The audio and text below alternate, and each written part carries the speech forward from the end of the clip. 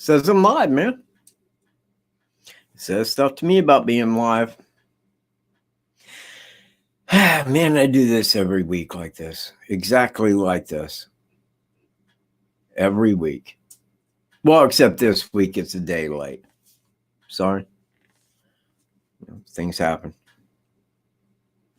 But, oh, hey, Catherine, Sasha, on the trail cam. Alaska Blue, right on. Sabina. Well, man, you know what? Okay, man. Hell yeah. Okay, man. So let me tell you about my week here. Firstly, just right away. Wanted to show everybody a little something, just a little something here. Just sit tight. If you don't mind any. Oh, well, it ain't that. Hey, where in the hell did it go? Okay, well, now I just lost shit. That's what I've done. I just lost everything. No, that ain't it. That ain't it either. There it is. Okay. So, let's go like so here. And this is it right there. Do you see what it says? Do you see what it states? Do you see who it's from? Secretary of State and shit? This is now my assumed business name, the True King of Uganda. Meaning, quite simply put, my dog, God praise his name, is now the true Crown Prince of Uganda. My little bear, the Woo. Well, it's all I got. You know, it's just all I have. But I can now open a bank account in my business name with a credit card that says the True King of Uganda right here. Okay, ladies and gentlemen, last night, the reason that I had to cancel the show was for this reason. There was a scheduling conflict with Incognito. However, tonight, we are set. We are ready to roll. What we are going to do is have a discussion between her and I. Now, during this discussion on Delphi, you are welcome to ask questions in the chat. The moderators will see those questions, and any decent questions they're going to say back, and then they're going to post up so that we, myself and Incognito Society, can answer them. However, we are going to discuss, in all likelihood, I hope that wasn't somebody knocking. I hope not. All aspects of the Delphi murders. Ready? Begin. Oh, that's somebody shooting. Fuck yeah. Well, there went my money. Incognito Society, everyone. Hello, how are you? You know what? I'm doing well. How are you? I'm good. I don't feel worthy to be in the presence of a true king of Uganda, though. Now, you know what? It's about my puppy. Let's be honest. That's True. all it's about. That's all it was about. It was my way to make him royalty. That's all it amounts to. Good man. Good man. Hey, you do what you can for your children. That's Am true. I wrong? You are not wrong. Okay. So, did you gather your notes? I have them right here. Handy dandy notes. All right. Well, shall we begin? Let's firstly discuss the time of the situation. Okay. The timing that was involved. It was a February day, 13th, Monday, I believe, correct? Yes. And there was no school at Carroll County. Right. Or is that Carroll County? Or is that Delphi? You know what? I don't even know. I don't even know the specifics on that, but it didn't matter to me. But anyway, there was no school that day. Now, the two girls, and what I will do is I'm calling one, the oldest one, girl one. Okay? Okay. The younger of the two is girl two. That way it keeps everybody, they know who I'm talking about, but I don't have to present their name. I don't, because that gets to, if you see where I'm at. Absolutely. So I will address them as girl one, being the older one, and girl two, being the younger one in Delphi. Okay. Now, they was at girl one's house, I believe, and they was talking about, like, hey, man, why don't we go see if we can get a ride out to Monon High Bridge, man, hike, this and that for a little while. Beautiful day. Okay. They asked girl number one, sister, could you take us out there? Yes, I can. Your dad will have to come and get you guys at approximately this time. He'll call. Okay. So they dropped them off there at, you know what? And that part I always space because it's been given us so many different times. But Yep. they was like, I'm just going to like throw it out that like say at about 15 minutes till 2, they were dropped off. It's a between and so forth, but there you go. Yeah. In roughly that time, they're dropped off at the secondary entrance of Monon High Bridge Trail in Delphi, on Delphi's east side, right across Highway 25, the Hoosier Heartland. Hmm. Now they're dropped off there, and they spend some amount because I've done the walk from where they was dropped off to where the last photo of Girl 2 was taken on Monon High Bridge. Now, during my very slow walk, I assumed that I was walking maybe a touch slower than what they would. But then again, they wasn't there just to hike. They was talking, discuss, as young girls will do. Right. Now, when myself and a friend of mine got to that point, and then he got up there and he says, stand right there. And then he says, okay. And I said, what time is it? He gave the time. And from the time that they were dropped off to the time I took that picture, they arrived and took that picture 8 minutes after us. Now, that means that there was a delay. That could have been hiking. That could have been stopping. That could have been chit chat. That could have been anything. I'm not really pointing anything to that, but I'm just getting to the how this occurred. Yes. So they get to there at 2:17 is when that picture went to Snapchat.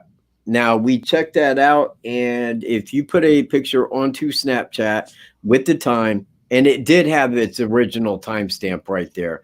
I want to be clear on that. The very first photo that came out, man, had the timestamp right there.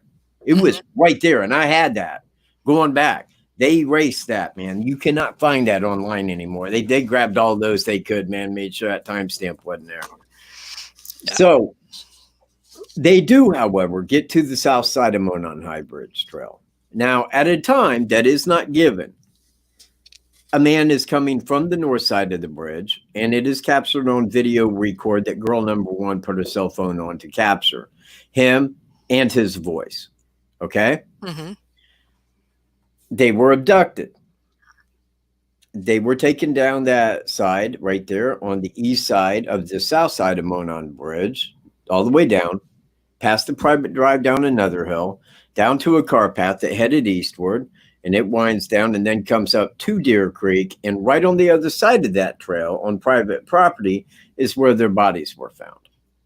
Now, at 2:49, Cheyenne took a picture from the south side of the bridge. She said, I was there at almost 3 o'clock.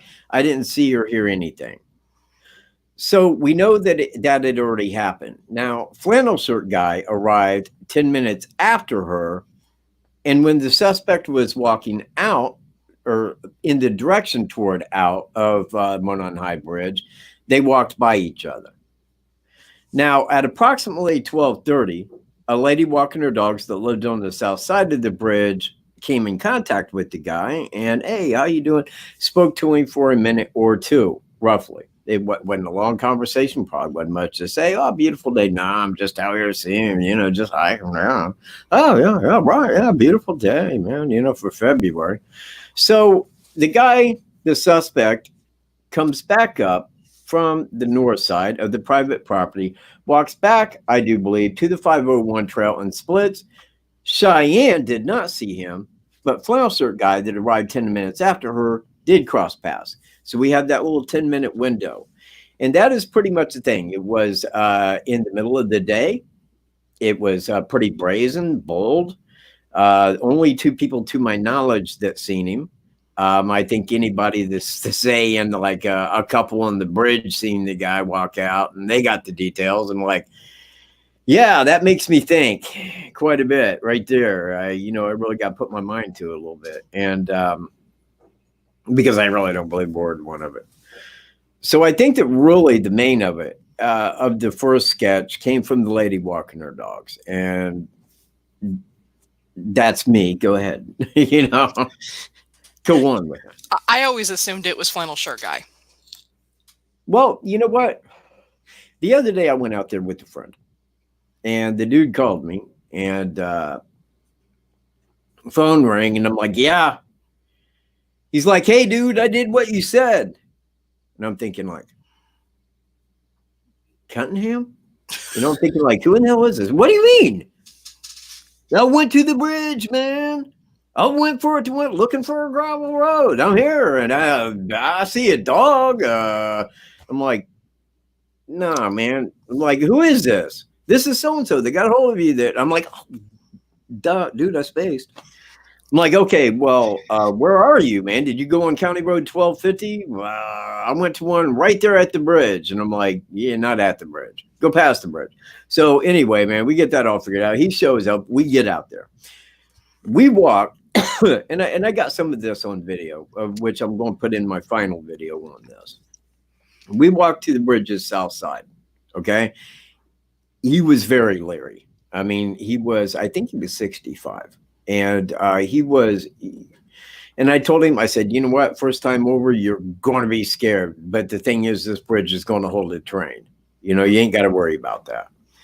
So whenever there was a missing tie, it's like, oh, dude, man. And I'm like, just step over, man. There's still rails under there. You ain't going anywhere. So actually on the way back, man, he was, you know, a lot, you know, more at ease. So when we get back, we're walking back toward his vehicle on the 501. Okay, we passed the secondary entrance, and we're not too far from Freedom Bridge. An older couple come walking in. Well, him and I are just talking and everything, and there they are. They walk by. Hey, how you doing? Pretty good. You? All right. You know, keep going. 2 minutes later, man, I turn to him and I say, how much detail could you give me about the two people that just walked by us? He's like, an older guy. I'm like, exactly. Because flannel shirt guy just walked by him. They didn't stop and talk. This guy was under zero suspicion. He was just a dude hiking. Interesting. Yeah. Yeah. But the lady walking her dogs talked to the guy for a minute or two. And that's how they got the details for the first sketch. That second sketch, make of it what you want. It's oh, wait a minute. Man, I forget how I phrased that the other day. It wasn't bullshit. I think it was butt sacks or something. But anyway, I still name it bullshit. It's just generic. It's to fit their equation, to keep you from like believing or looking into or coming to a general conclusion that this person is Thomas Jerome Bruce. Oh. You know, feel happy to just hop right in, man, at any time. Like, hey, wait. Yeah, I don't like either one of the sketches at all. I always take Libby's video, and then it makes sense what you're saying about the lady with the dogs giving that first sketch, because whoever it was that gave information said specifically he did not have blue eyes. Somebody had to have noticed that. The lady. I want to point that out. That was the woman that said that. So I can see where you've gathered that the first sketch was probably from her. But I've always thought it was flannel shirt guy, you know, but now talking it through makes sense. It is one of those things that if somebody's walking a trail toward you, well, you don't really eyeball them. You're not going to sit and, like, you know, watch them like that, man. You see that they're coming. They're a hiker. I'm hiking, you know. Hey. Right. And you just go about your, you know, and you just keep going. Yeah, and guys, he did with them. I wouldn't have stopped those people if that guy wasn't with me and just engaged in conversation. You know, hey, how you doing? Pretty good, you? All right. You know, and just kept going. Now, 2 days later, and then you look back, you go, wow, guy, he was an older guy. I don't know. He might have been a little taller than I was. Did he have gray hair? Well, he was older, maybe. Mm-hmm. His eye color? God, dude, no idea. What was his face shape like? I don't know, like an older guy. You know, I mean, it's where that goes. But if you stop and you look at somebody when you're talking to them, then you start to gather information about their face. You see where I'm at? Yep. She was the only person to my knowledge that spoke to the guy that day that is alive. Mm-hmm. And I believe that she gave the most details for this sketch. She moved from where she lived on the south side simply because there was a killer out there that she had spoken to. And she knew that any details on that sketch was given from her And he knew exactly where she lived. Right. And law enforcement had no clue who he was. And she's like, I'm out of here. I hear you. I would have been the same way. And that actually goes along with, a woman will take in more notes about a man than a man would take in about a man. Do you ever really look at another man and go, wow, he has wonderfully blue eyes? I never have. Never. No, wait. When I get out of the shower, so and I move my hair, maybe every here and again, like when you look in the mirror. Yeah. But it would make sense that a woman gave more details on that. So yeah, she stopped and talked to him, and I believe that may have been stated, and I think Kim Riley was the one that was heading up that. I don't even know that it was a press conference. Maybe it was. No, it was, because people were asking questions. But see, he messed up in that, and he said she said rather than the person. So right there, me and Greener are like, a woman's one of them. It's just that fast. A woman said that. And then he turned right back around and said, well, I mean the person that we're talking about. Because he was trying to cover get out of the whole thing of like, shit, I said the woman. Yeah. You guys have caught so much on just the little things and conversations with them in the beginning. And I have to say, just for the record, and I told you this already, I appreciate you and Greeno so much, because you two have never just plucked somebody out of Delphi and made them a person of interest the way that other YouTubers who don't even live there have.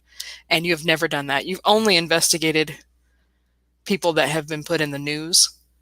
Yeah. And if we go back to Nations all the way to Thomas Bruce. So I just want to say, those are the only two people that I have had as a person of interest. And I did have Daniel Nations as a person of interest for a while. Even after I had talked to him, I was like, it sounds like, but I wasn't inquiring about the crime. You see where I'm at? Yeah. I wasn't asking him about anything about the crime, because I felt like, okay, one, his lawyer said, do not talk about it, anything. Don't discuss that shit to anybody. And secondly, if I was asking about the crime, that would tip him off. I'm trying to find shit out about the crime. Yeah. You see where I'm at? Absolutely. Being that you guys live right there, you guys could, if you wanted to, the way that other people do it for views and stuff like that, is to make anybody a person of interest, slander their name. But you have never, neither one of you have never done that. And that is why I respect you guys so much and what you do. Well, I know you guys catch a lot of flack for other things, but it's like, good grief. At least they're not out here distorting images and pulling Facebook people photos off of Facebook and making them a person of interest. Yeah, well, you know what? There was never anybody, to my knowledge, and like other people may disagree with me, but anybody from in and around Delphi, I never seen anybody that stood out to me as a person of interest. Now, the first year, and I think that was in September of 2017, is when Daniel Nations fell into the media's person of interest, and they put his name forward. Well, at that time, what we knew was this guy's probably done the same or has sexual offenses prior to.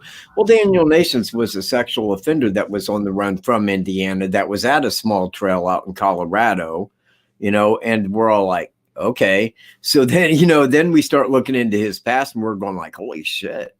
Look, man, this guy's mom got murdered by his uncle in a fight over crack. His dad's a child molester. He's got PTSD. It's like, this guy sits in Walmart parking lots masturbating. Hey, baby, want to come have a good time? It's like, this may be our guy, right. And that was kind of the way that we was looking at it, because they kept getting higher and higher on that list as to what he would do. And one of the last ones, he had pulled his pants down, was masturbating, got out at a trail, got out of the truck, it said, with these pants and underwear down to a woman and her child, a younger girl anyway, and said, hey, would you guys like to come over here with me and have a good time? And I'm like, whoa, that sounds scary, man. Hang on one second for me. I'll be right back. I'm sorry. Okay. Beverly Brow, man. Beverly Brow. Hello, buddy. You still doing a good job? Yes, I am, Beverly. I am. Wait a minute, man. Are you the lady that's from Boston? Southie chick. Damn, no, okay. No, Beverly. Man, I talk to a lot of people on the phone, but you know what? Will allow me to go back to this. When you see somebody in person, you always remember them. You always remember them. I get a bunch of emails. I talk to people on the telephone. And then when I remember back, it's like, okay, somebody told me, because I can never remember a name until I see a face. And you know what? I've never met anybody that involved themselves with the Delphi murders that I met that was a bad person, man. Barbara J. Spicer, man, her and her husband, man, great people, man. Actually, I can name a few people, and some of them don't want name though. Some people like, don't say my name, dude. Then I got, oh, hey, you know what?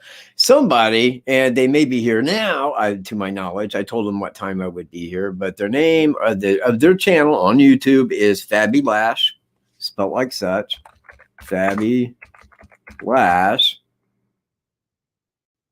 There you go, spelled just like that. They wanted a shout out. There you go, Fabby Lash. Bam, you got it.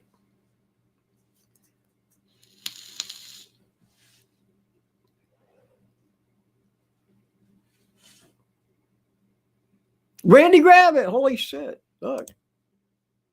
The big names are popping up, man. You know what? I want to say this about Monon High Bridge. It's been up for 125 years since it was built. To my knowledge, not one person has ever fell off that bridge. If they did, they probably would have died and it would have been some news. So there it is. I don't know anybody that has fell off Monon High Bridge. But one thing you do when you're walking across is you think, holy shit, if I look sideways, I'm gone. Not true at all. Man, you got like all kinds of space. Those ties will hold the train. You're fine. It's just scary the first time because you look over the side and it's like, holy shit. Going down, bad time. But quick bad time. It's over like that. All right. Incognito is back, right? Yes, sorry about that. Okay. Fantastic. So, to your point on what was we discussing? We were discussing the lady with the dogs and the first sketch. I tired quickly of that. Okay, moving on. Moving on. Let's go to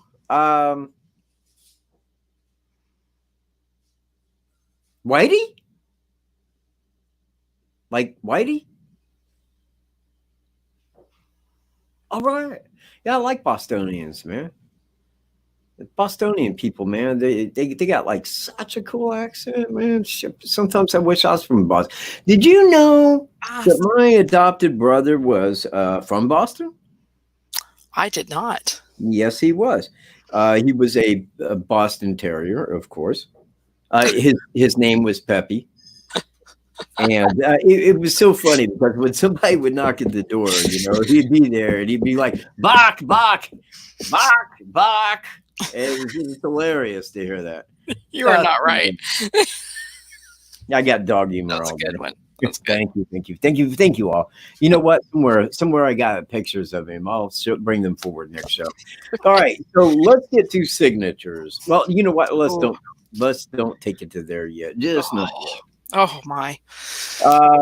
Let's discuss the psychology of the killer. All right. Well, rather than me, I mean, okay. My thoughts. I'll throw it out like such. Okay. My thoughts on it is that the killer, and I have a name for him, is a sadistic killer. Mm-hmm. Now, he is a simple sadistic killer in the manner that he does not It's not days on end. It's not hours long. Right. He abducts, commits, and leaves. You see where I'm at? It Yep. isn't long. It isn't drawn out. They don't need tied up and beat for 3. It is get it done and leave. Right. Now, in looking over people that fit that description, because it came to me that this person is a sadist. Simple enough, from this and other crimes that I feel he committed. Now, when I look up sadist killers, because it gave me a lot of information concerning sadist killers, right? Mm-hmm. But it didn't tell me at what age it begins to occur. So I had to go in and look at that. At like what age does a sadistic killer, when do these begin in his head? Where does that pick up? And I was thinking the whole time that it was probably somewhere right around puberty, but actually they say it goes back pre-puberty, back to younger days. Ooh. And not only that, but it is really normally, and not always, because they had it laid out in statistics, but a lot of times that they had a controlling, domineering mother that handed out the punishment, you see, Mm-hmm. and it starts very early. Now, there was some that from head injuries, but here's the thing. The suspect that I take into account on, if he had a head injury later in life, like say in the Navy, well, the people around him would have quickly noted that, hey, old Tommy changed quite a bit after the head. You see where I'm at? But everybody knew him as a very good guy. Mm-hmm. Very, very helpful, very, very cheerful, just loving, compassionate dude. I can't believe it. Right. So I don't think that he had it like that. However, in sadist serial killers, normally, if it's a head wound, it had occurred very early in age. Okay. Okay. Now, and I think like some people like to think like schizophrenics look, I've known like many schizophrenic people. They're not really killers. I mean, it's just it's Right. not that you go out to kill or anything. I mean, they have a mental problem, but they're not like born to kill or go do anything like that. Exactly. And he wouldn't have got into the Navy if he is schizophrenic. People would have noticed that he was schizophrenic, Mm-hmm. but he does have this sadistic quality, to his kills. That did start, I believe, early on, domineering mother. I think that he comes from thank you very much right there. Exactly. And I think that his mother was controlling, domineering, and Christian. And because his family all go to church. So that kind of tells me that his mother was, and I'm not saying like she was preaching at, I mean, I don't know anything about that, of course, but, I do feel that he came from a Christian family, and it was likely the mother. And I mean, when you say that, it makes these moms sound bad. She may not be a bad person at all, but Sure. a lot of it probably stems out of that, I would believe. Yeah. And watching the documentary on Ed Gein and and his mother, Yeah. would just, now she's obviously a woman, but she's putting it into his head at a very young age that women are dirty, nasty, all these things, and just very domineering. Christian, but I use that term lightly. And then you look at all that he did later on in life. It's very telling of a sadist that usually it starts with the mother. Actually, if you could keep talking there for a moment. I'll try. I did have something that I wanted to pull up actually on that. And right here, and I will read the kind of the first paragraph of it. You're not talking. I know, because you're talking. I said, keep talking, man. And you just go, okay, well, I'll just keep, Well, that's okay. When I watched that Ed Gein, I had never heard of him before. And then to think about all the different movies that have been made about him, from Texas Chainsaw Massacre to Psycho, Silence of the Lambs. I'm like, whoa. Silence of the Lambs, exactly. Yeah. And you wouldn't think to look at him that he would end up being the forefront for these later Psycho movies. It's crazy. Yeah, and well, all of them.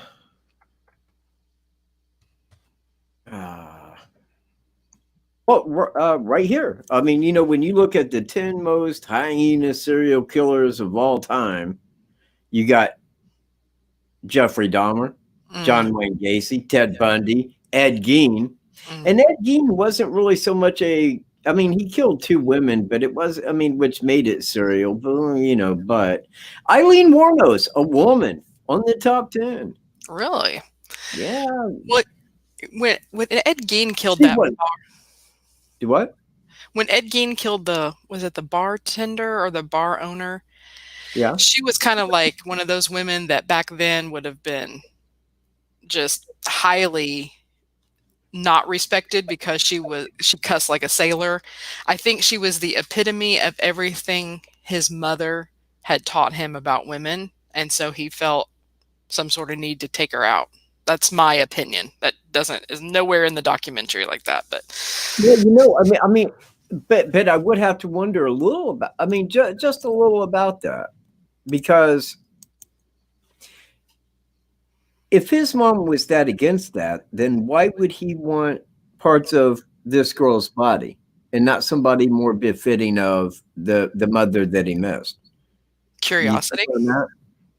But I am not in the mind of a madman. Yeah. But I do got to wonder, why would he go that route rather than somebody that died that would have been more befitting of his mother? To have them around in a sense. Well, you could tell he wasn't right, and that's what all the town folks said. Well, you could tell he was a little off, but we just thought he was harmless. No, there was you would think he was the local idiot, but no, he was. But yeah, he was just kind of not right. Right. So I don't know. I think maybe his curiosity. I don't think he'd ever been with a woman, maybe ever, and he was curious now that Mama had passed, just what that kind of dirty woman was like. Oh, yeah. See, now you're in the mind of a madman, aren't you? I really need to watch some Disney movies or something, because I've watched way too many serial killer things. No, don't watch Disney. That shit will fucking make you go kill. That is not what it seems, man. Anyway, this first paragraph reads like this, and this is in Psychology Today. Believe it or not, we all know sadists. Some of them are our bosses, our spouses, our parents, siblings, doctors, lawyers, and even some police officers. They are everywhere to varying degrees, which is frightening. Think of the last time you visited an internet discussion forum. Without fail, there's always that one person who is attacking others without provocation. Why would someone log onto the internet and torment people he does not even know? It's because that person has sadistic tendencies and enjoys hurting others in order to make himself feel better. This is at the heart of a sadist. And the Cunningham. There you go. I just brought that up for that reason. See, Mr. the Cunningham, he's got mommy issues. His mom didn't pay him enough attention. So now he's like, look, Mom. Look what I'm doing. Look what I'm doing, Mommy. Mom, look. Look what I'm doing, Mom. You know what? It seemed funnier when I was. Yeah, go on. No. I totally understand. Anybody that gets in a chat and constantly attacks the way that he has gone about, and it's not just you; it's across the board. Yeah, but you know what? I'm the one that can fucking get his number, find out where he lives, and show the fuck up and videotape it. Yeah, I am that dude. Others aren't. I am. Yeah, man, I would look at it as an adventure.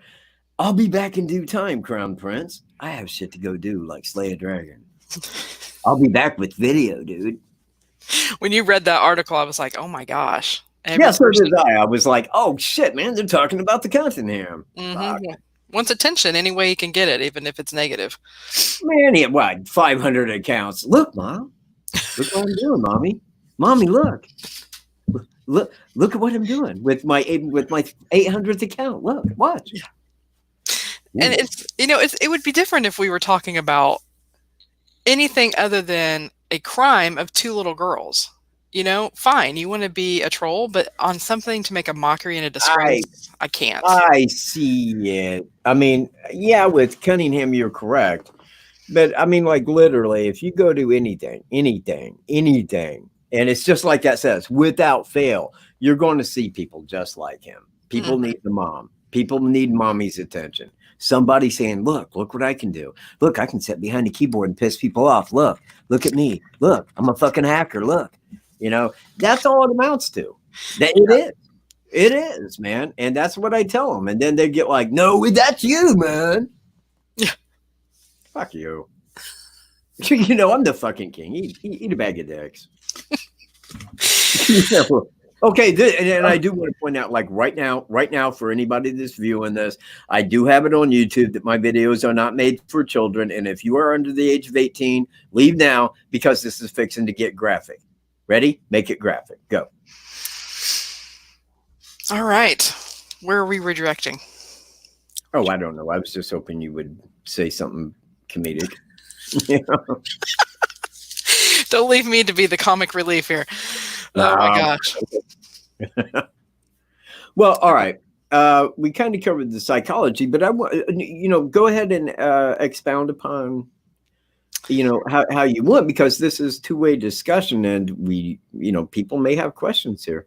Okay, well, I know a lot of people have questions. I think they've thrown them up, a lot of them. I have tried to keep up, but when we look at the Delphi killer, whether you believe what we're talking about tonight or not, I think that we can all agree that this man, or however you believe, has psychological issues, and sadist would be up there with that. Also, the fact that he might have mommy issues. It might lead back to that. What's that? Oh, no, I was just saying hi. Oh, to somebody on the thing. Okay.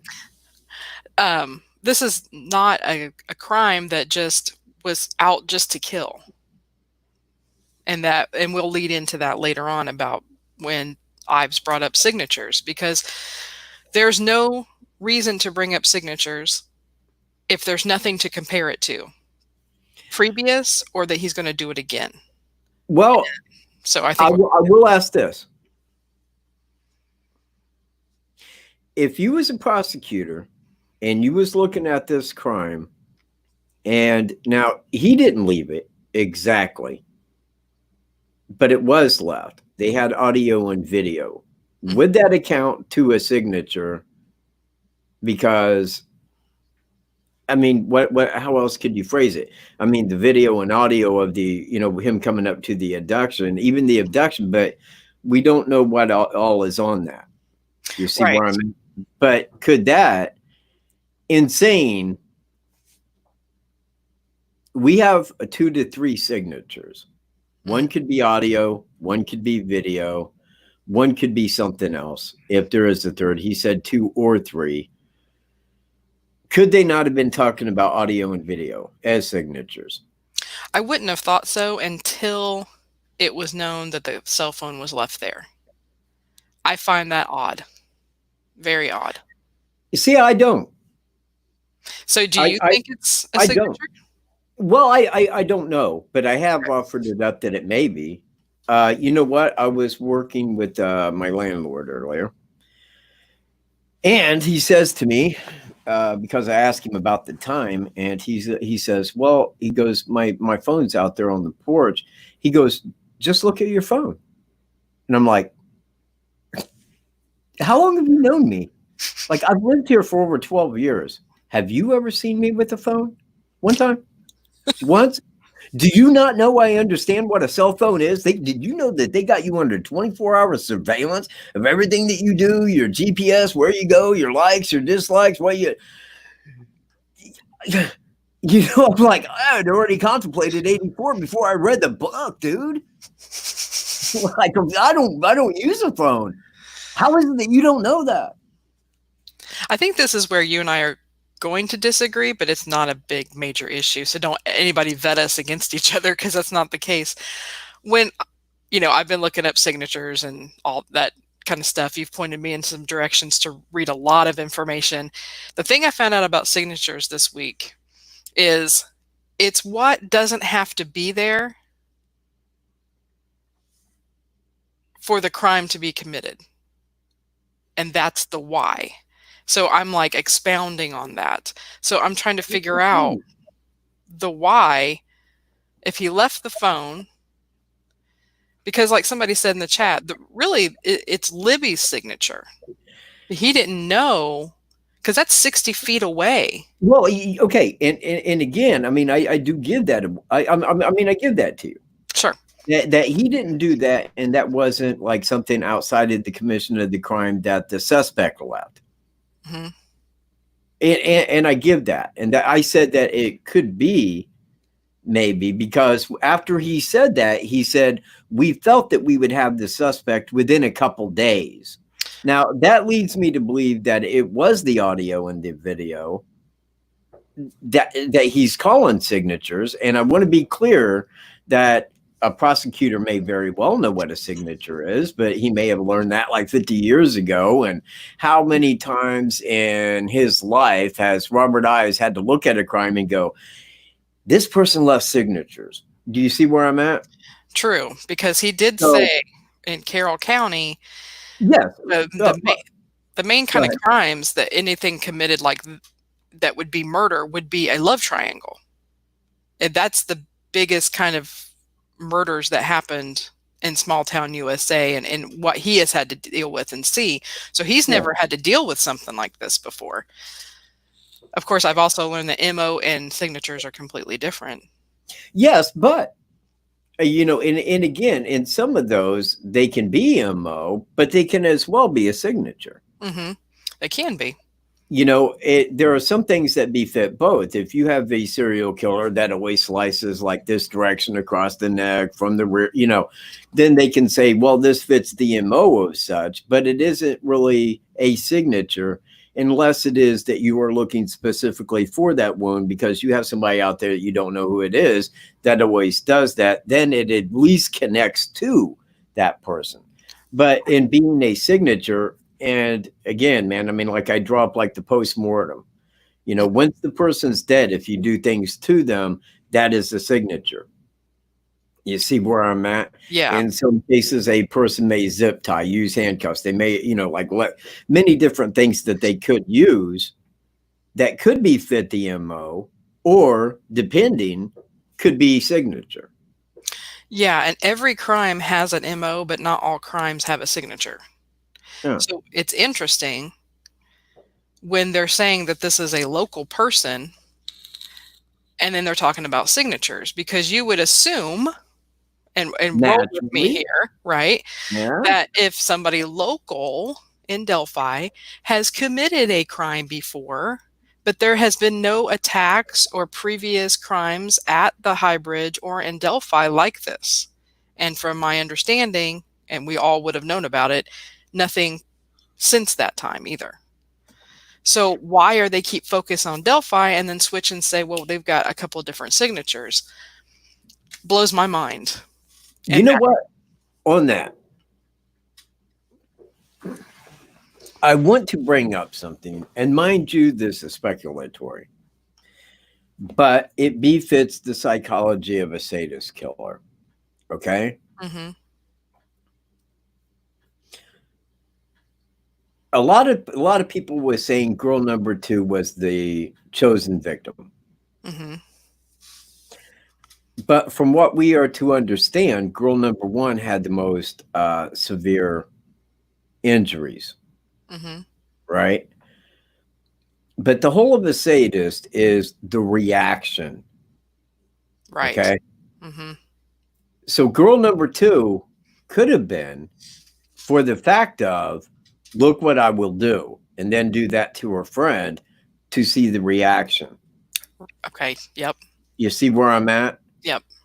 To see the reaction on her face, because that's where and I you know, I want to be, I know.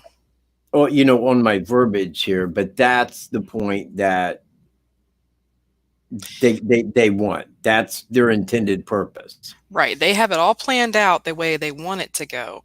If it doesn't go the way they want it to, they will continue their MO to the next crime to seek out the perfect crime. Did I say that right?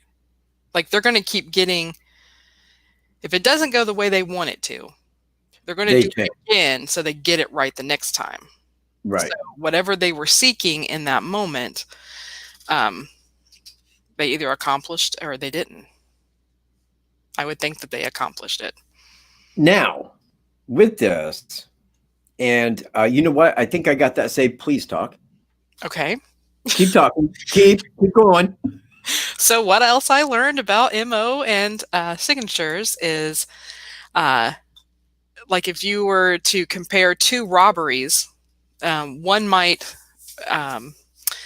pose somebody in a certain sexual position, if they did kill somebody, and take photographs of them. That is for humiliation and for them to, well, maybe not that they killed them, but they don't get a good look at the robber's face. And then in another robbery, if you're going to compare it, this person didn't take photographs. I mean, that's probably stretching what I'm trying to get across, but you can't compare all crimes that somebody slashes a throat and think that that's your person. There are specifics that one does at one crime scene and will escalate to the next one. I don't know. I've learned a lot this week. I may be getting it all confused. You know what? It sounds very good to me. Thank you. I appreciate you taking that time and opportunity to speak. Here it is, right here. Okay, what do you know? I do have it. Okay. What I am fixing to show here, ladies and gentlemen, is a video. And this is the same one that you've seen, so that you know. Okay. And this right here was on Thomas Bruce's Facebook page. This is one that he had uploaded about, hang on, I'm going to get right back to that, Sue, in just a minute. This is the one that he had uploaded to Facebook in a couple of months before the Catholic supply store.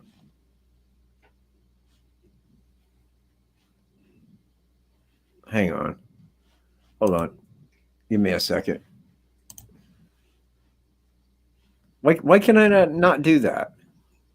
Okay, well, you know what? It doesn't have sound, and I apologize. Watch the kids' faces. They got to eat vegetables. You know what? Hang on, because I can't do that without sound. Hang on a second.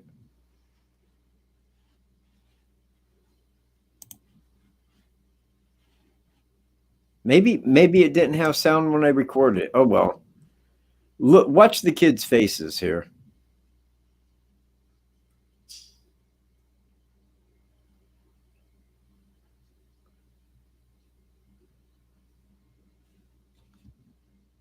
Just swallow it. Eat the noodle. I don't want to eat it. Stick it in your mouth. It looks like these kids are being tortured. It literally does. Even, I mean, now he's not saying these words. This was somebody else that had made it. No, you can't spit it out. You got to eat it. And I believe that these right here were probably some of the very words that he had used. Not only at Delphi, but as well at the Catholic supply store. And again, this being somewhat graphic, as I had discussed prior to, there were 3 women there. There were 3 counts of sodomy. Now, I'm not going to say, but what I most suspect is he had asked that Lady 1 to do something to him sexually that she refused. Right. And he killed her. in front of the other two to get the reaction. Right. You see where I'm at? Yeah. And that is the whole of the humiliation, to do something like that to somebody. And he always did this in his crimes when he felt lower in power, like when he filed bankruptcy, when he lost a job, when he got out of the Navy. At times, you know what, we're looking back at like the time in, I think that's San Diego County, when he got his divorce in the early 90s from his first wife. But every time that he felt low in power, he went out to do these things. Right. Forcefully rape and kill. And almost every single time. And I mean, of course, I cannot say anything toward Delphi, you know, I mean, because that we don't know that. And, Right. and that's fine, well and good. I mean, I have no issue with that whatsoever. But all of his crimes do contain a sexual component. Mm-hmm. Yeah, and sometimes I wonder about the reason that they're keeping that close to the vest is because it was one or the other, maybe. Yeah. So, but that's not something I like to dive too into. But for the sake of conversation, Right, exactly. But and again, in covering the bases and not trying to acknowledge that it happened like that, because I don't know. And right? look, and I do believe that the whole of that crime, from the time that they got over there, from the walk time, general walk time, to the time he was seen leaving, leaves approximately 20 to 22 minutes of the time that the crime happened. Yeah. And that was not very long. That is not to get people over there, commit that crime, and then leave. That is like very short time. Yeah. So I don't know anything about what happened. And if I was to even like, you know, I mean, I'd be guessing. I don't know. I have no clue as to what happened at the crime scene, aside to the simple fact that 2 girls died. Right. But we don't know the manner of death, you know, and anything that we think we do know, it may not even be true at all. But, you know, we'll see down the long road. Maybe. Right.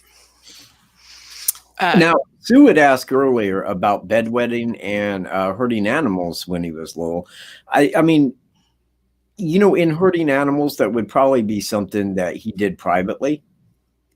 Bedwetting, maybe his family would know, but I mean, like, it wouldn't make the paper, you know. But those are things that are very particular to serial killers, quite a bit like Larry Hall. He had an issue with wetting the bed. Yeah. Yeah, and you know, when I watched that documentary on him and his brother is odd as well. Oh He's an identical twin to Larry, man. I mean, like, they're not going to differ much. You could just tell that just off, just completely off. Yeah, there's a lot of telltale signs when it comes to serial killers, and that's why when we're talking Delphi, we can compare everything that TB has done, that we know has done, to it. Well, and serial killer psychology as well. I agree, except for one thing. I mean, there is that one little missing factor. We can state that we know, and I will, man. I'll put my hand up and say, yeah, I know full well that all of those crimes were done by him. I know it as well as I'm sitting here that he committed all of those. But it has not been brought out that he has. Right. You know, and I mean, like, and I do the same thing when I'm saying, oh, I tell somebody, I go like, dude, I know full well he did. I mean, I know as well as I'm sitting here that these crimes were committed by him, and you'll know too in due time. But, you know, in that meantime, what I got to do is make sure I ain't killed by some fucking hunter in the woods accidentally that goes, oops, my bad, I thought he was a deer. And then the FBI's like, here's your fucking $2 million, pal. Have a good day. You know, yeah, they don't want me to get any credit, man. I ain't law enforcement. I ain't a freaking Mason and shit. You're like, fuck him, kill him, off him. Look, man, I live a happy life. Me and my dog live a happy life. And we do not like people at all. Well, except for a couple like Incognito. Well, thanks. But for the most part, we do not socialize. Man, my landlord asked me the other day, man, he wanted me to work for him. And I'm going like, well, I was going into Kokomo. Well, yeah, man, I got to have this done pretty quick. And I'm like, oh, don't be worried. I wouldn't leave the property for very long at all, man. I'm going to get right back home. I don't really leave my house unless I got to go to a store. That's it. That is it. So Well, I can't ever leave this property. I got everything here.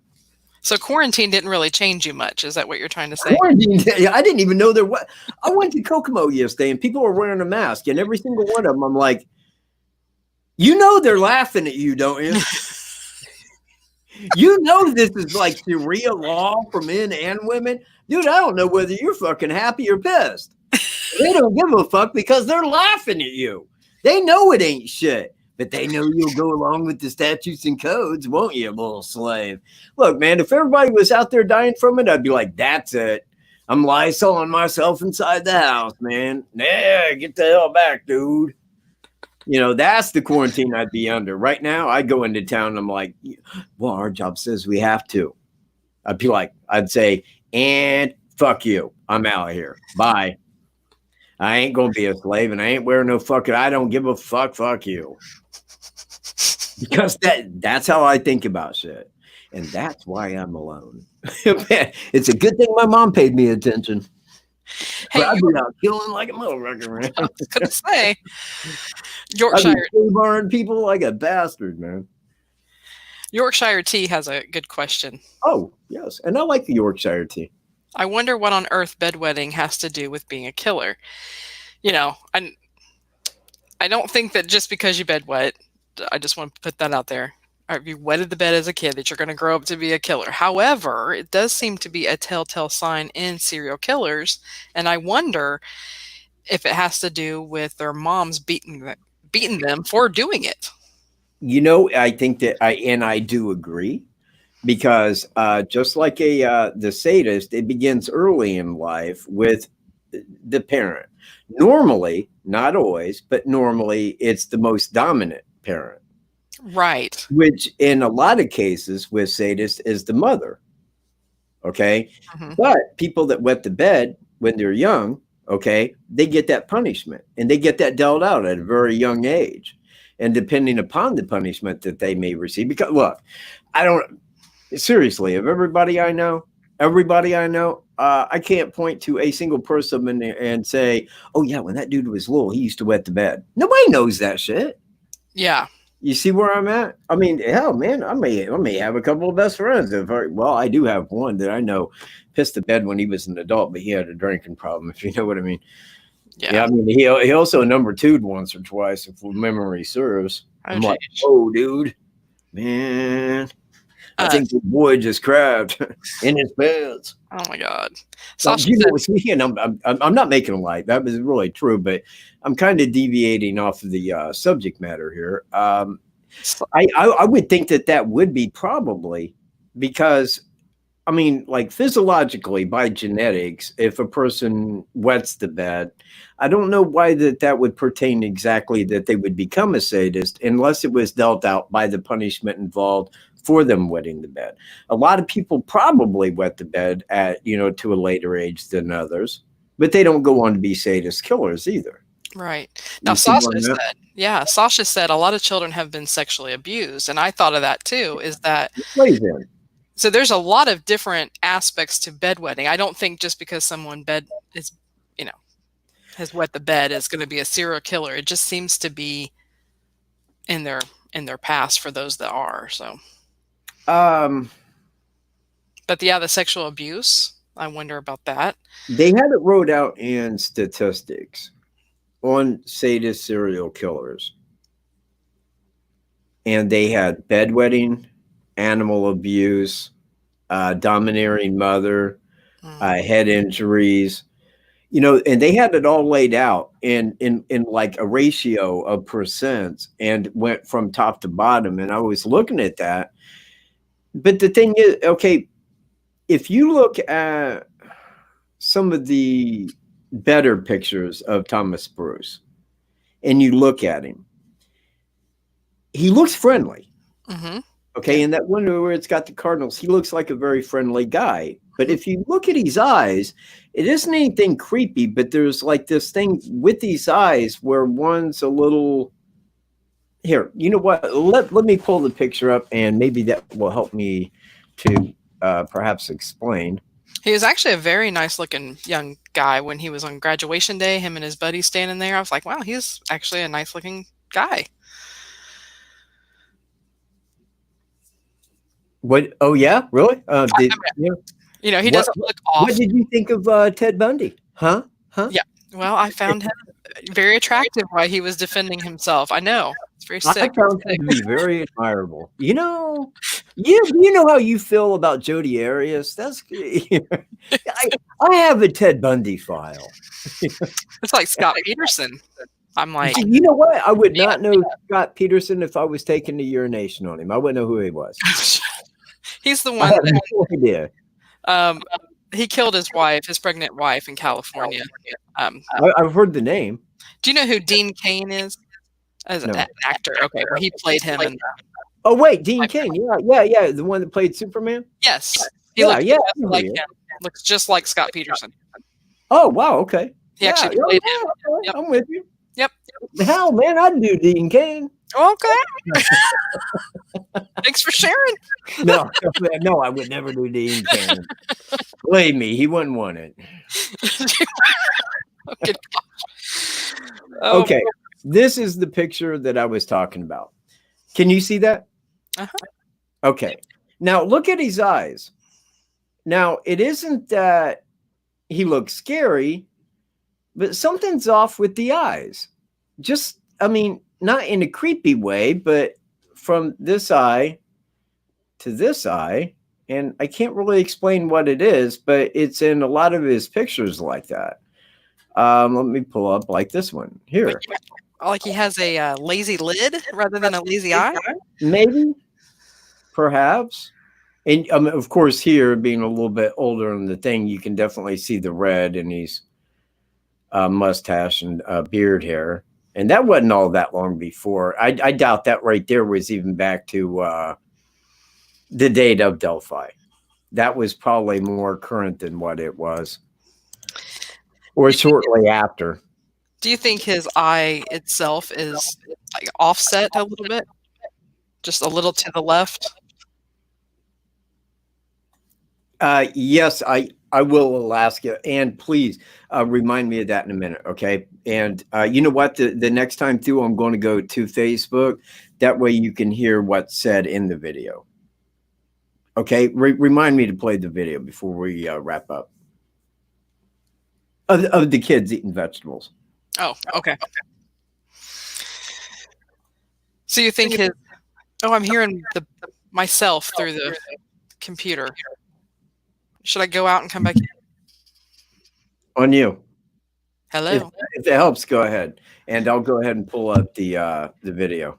All right, I'm leaving. I'll be back. Okay. She'll be right back. Just hang on, everybody. I'm going to pull this video up again so Alaska Blue can see it and everybody can hear it with, you know what? I actually have that on favorites, I do believe. No, wait a minute. No, I don't want to go that route. It's just as easy to pull it up this way. You go here and you put in Tom, Bruce. Now, his is the one with the Trump hat, Trump 2020 sideways. Okay? Remember that. It's the very top one. Now, when you pull it up, the first thing here that you're going to see is this. And on this, wait, you guys can't even see what it is I'm doing. I will get right back to that in just a moment. Just hang tight.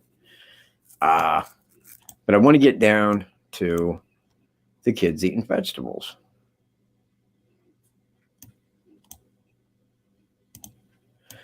Because when I first seen that, I was like, wow, this guy had some bad issues, like real bad.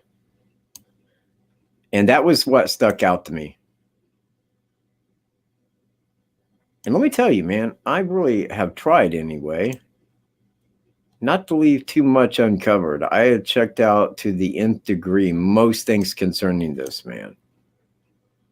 Most. and some of them will remain hidden until at which time, but there it is right there. And I will blow that up. So as soon as she returns, oh, she's here, man, crap. Okay, you know what I got to do is remember to like add you rather than sitting here waiting for you to say something. I'm all like, oh shit, I got to add her. That's right. It's okay. It's fine. Okay, now I'm going to replay the video. So anybody that missed the video the first time, this is on, and I will read the date that it was put on his Facebook page. This was put up by Tom Bruce, the one that I am calling the suspect in Delphi, the only suspect. Damn it. Come on. And why is he doing that?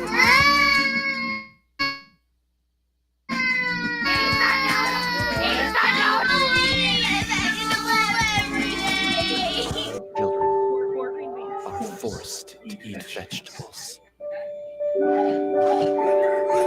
Think of the children. Jesse, do you want a cookie? You can eat your veggies. Save the children from vegetables and everything else.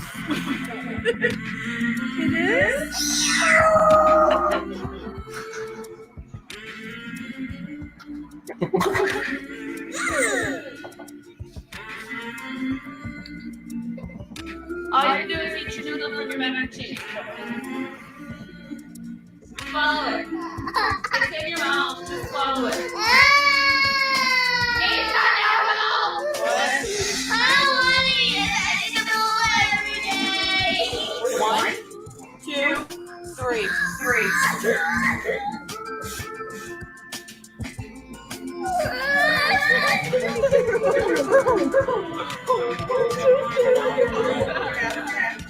No, you can't spit it out.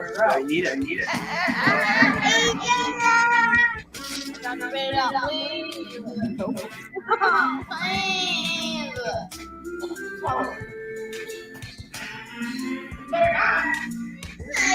Give it a try. Yeah, it's glitching, of course.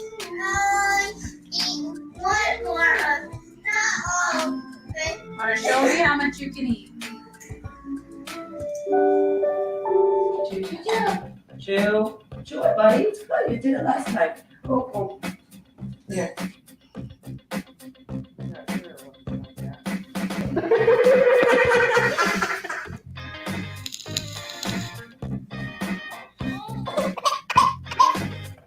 Green beans.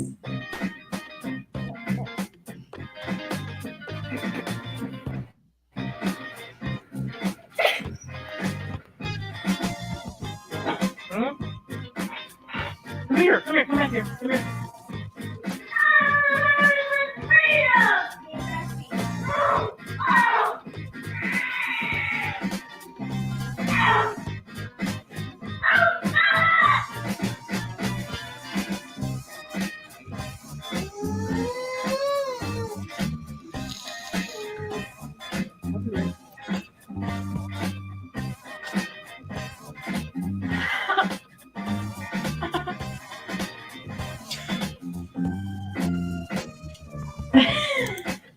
All right. Well, hey, hang on. Let me. You can't just eat your ketchup. You gotta eat your eggies too.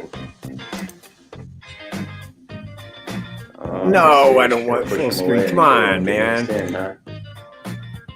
Hey, Booker. All right. Anywho, let me see the date that was put up on. And I think it was in September. Yeah, September 10th. So really that was done 18 days before the sexual assault of the 77-year-old lady. Right.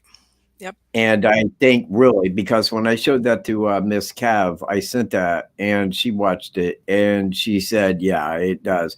It looks like the kids are being tortured, that they're forced into something that they don't want to do. And I mean, it's like that look on the face.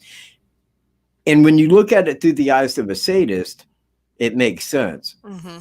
I mean, if you see where I'm at, because that's the reaction that he wants to get, during the commission of the crimes. And then, I mean, like after looking at the psychology, I'm like, okay, Catholic supply store. She won't do it. I kill her. I see the reaction of the other two, you know, and again, that's part of the, you know, the act itself that he's trying to get done. It's not like no reaction. It's the reaction that he's looking for that makes him feel I rule. You know, I'm that guy. I'm that bad. You know, I'm that dude. I have power now. Mm-hmm. Yeah. When I first looked at his Facebook, I didn't even acknowledge that video. I didn't even think like that. And there was another video on there that you had pointed out. And I was like, sorry. I went right over that. And now I see it. Now I can see it. I can put the 2 and 2 together. Yeah. You know what? And again, I mean, and it's easy to do when you see the lines. I mean, when you can draw the lines, it starts to make sense. Now, I was watching, and you know what? I have 2 recommended channels on my page. Do you know what they are? Icons and myself. Well, wait, what do you do? Go to my page or something? I'm just guessing. Yeah, icons and yourself. Oh, okay. Bingo, man, I'm good. But I was watching another one, and now I watched this mainly. Someone had sent it to me, and I fail on names until I meet people, and when I meet them, then I can place who and so forth.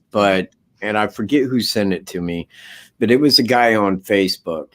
But because he had mentioned that a person somewhere, and I think it was in a Facebook page, said, I think my brother committed Delphi. Oh. He's in jail and he's gained a lot of weight, but I think he's the killer. And he goes, it may be the guy you're talking about. So I went there, and it was, what's the name of the channel? Is it True Crime Garage? Oh, is it with Nick? The one that has the lady that you don't like. Oh, yes. Well, somebody didn't like her. I didn't agree with her. Yeah, True Crime Garage. Yes. Yes. Okay. So it is True Crime Garage. Yes. TV. I went there and I was watching their take on Delphi and Evansdale. Now, in both, and I give them their props. I really do. And I like what it is that they do. I mean, I get a lot out of what they do. But I could tell rather quickly that they had looked these cases over pretty well. And I'm not trying to take anything away from them. But the simple thing is that they did make some mistakes on what it was that they was drawn into play. Mm-hmm. Because in Evansdale, they was talking about the bikes, and they completely misplaced where the bikes were. Right. And they was talking about the bikes being approximately near where the cell phone was found. You see where I'm at? Mm-hmm. And the bikes were at the exit, whereas they were saying that they were thrown over the fence from 3. And I'm like, no, they weren't, man. And everything that I've ever looked at said that they were right there. Right where the suspect was seen parked. That's where the bikes were. And that's why, and the reason I bring that up is for this reason. They spent some time looking on this case. They got their information and made a show. The difference between them and me is this. Delphi has been all that I've looked into for pushing 4 years. Right. They looked at it and they made great thoughts. And again, I'm not trying to take anything away from them. Actually, I may add them as a recommended channel. But, it was kind of, it's like talking about the crime with somebody that just knows about the crime. Mm-hmm. You will hear like public rumor and all kinds, where you go like, yeah, dude, just, because they really don't know much about it. Now they did, and they really put together quite a bit, on the crime. They didn't name a suspect or anything like that, but it was just their psychology of what it was they was talking about, and how things applied.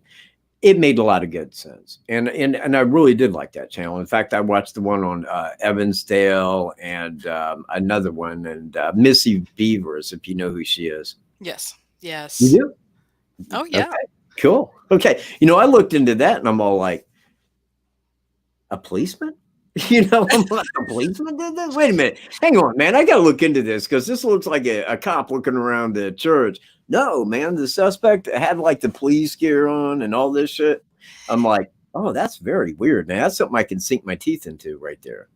Yeah, and I don't know who I was watching on that recently, but they eliminated the father-in-law. Was it the father-in-law? And started pointing out somebody that actually had played security at her funeral. And I was like, dude, walks just like him. But, I don't want to get into the whole walk thing. So, yeah, it's interesting. Yeah. And I remember his name was Bobby. Oh, okay. And he was a cop. And when asked about it, he's like, oh, I don't even fit in that anymore. Well, if you look at the video, it kind of looked like it was pretty tight fitting. I ain't gonna lie to you. It's like, yeah, that's kind of what we're looking for, pal. It's kind of like that. Tight fit, gain a little weight there. Like the O.J. Simpson gloves. Yeah. Look, they don't fit. Yes. Yeah, don't go on. Yeah, it sure does. Look, I can only get it this far, pal. If the glove don't fit, you must have quit. And the Mason said, you betcha, not guilty. Oh, gosh. Shall we go down the Masonic angle? Yeah, we can. Okay.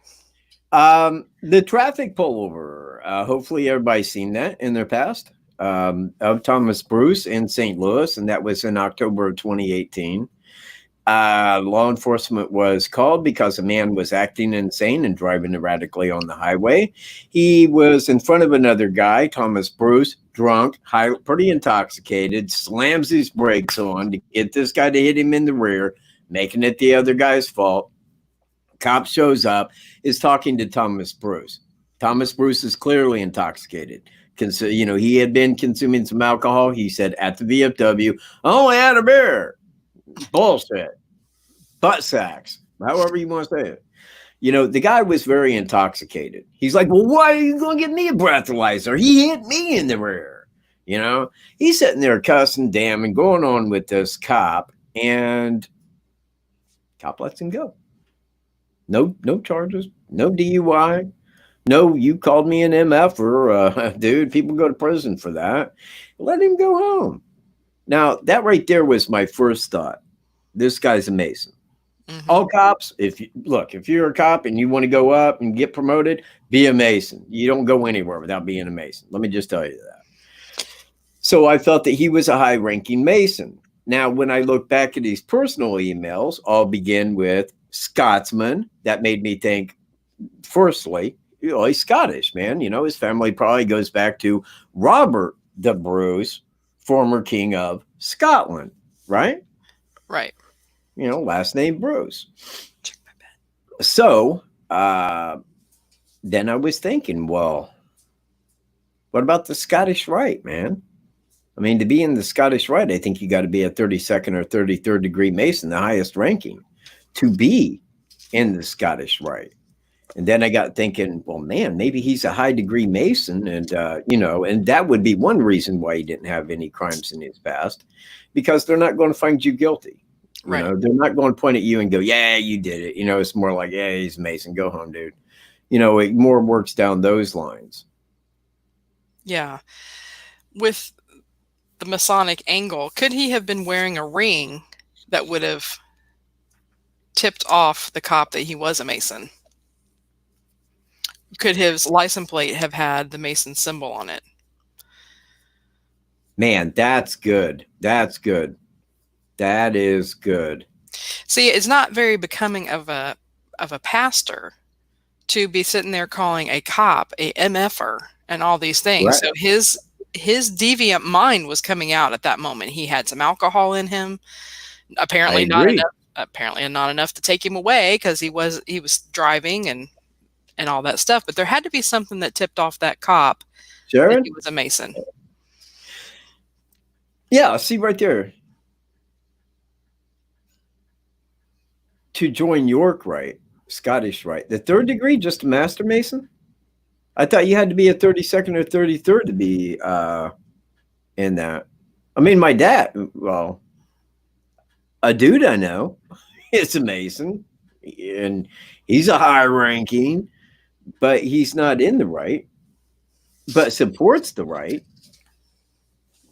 I don't know what to make of that. I didn't know you had to be a master Mason. I thought you had to be a high ranking Mason to be in the right.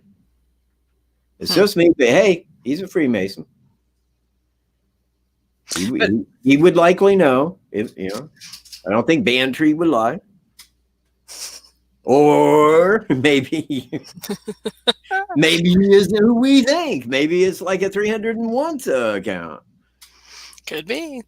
No, I'm just kidding around, Bantry. I wouldn't call you anything like that. You know, I mean, hey, look, I don't want to die.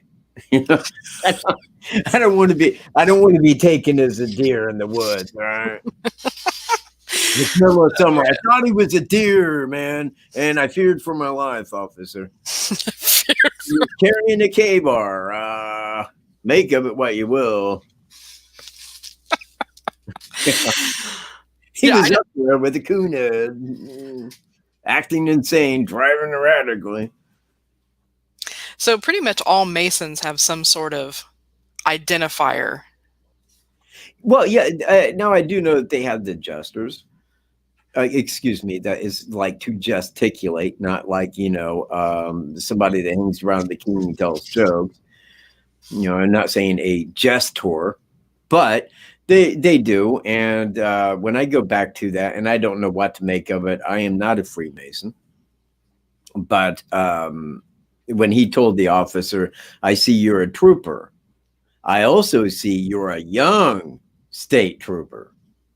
Now that right there, and again, I don't know how to follow up on that in Masonry, and I don't know what their gesticulations are toward in saying that, but it could, and as well could have been like a ring that he had on, or license plate, or something that gave the or pointed to. But I mean, I think even if a Mason felt like, oh, well, this guy's wearing, I mean, he's probably a Mason, he would probably do something to where the guy would, like, you know, do something back, and then he'd be like, oh yeah, you're a so-and-so level Mason, right? Cool.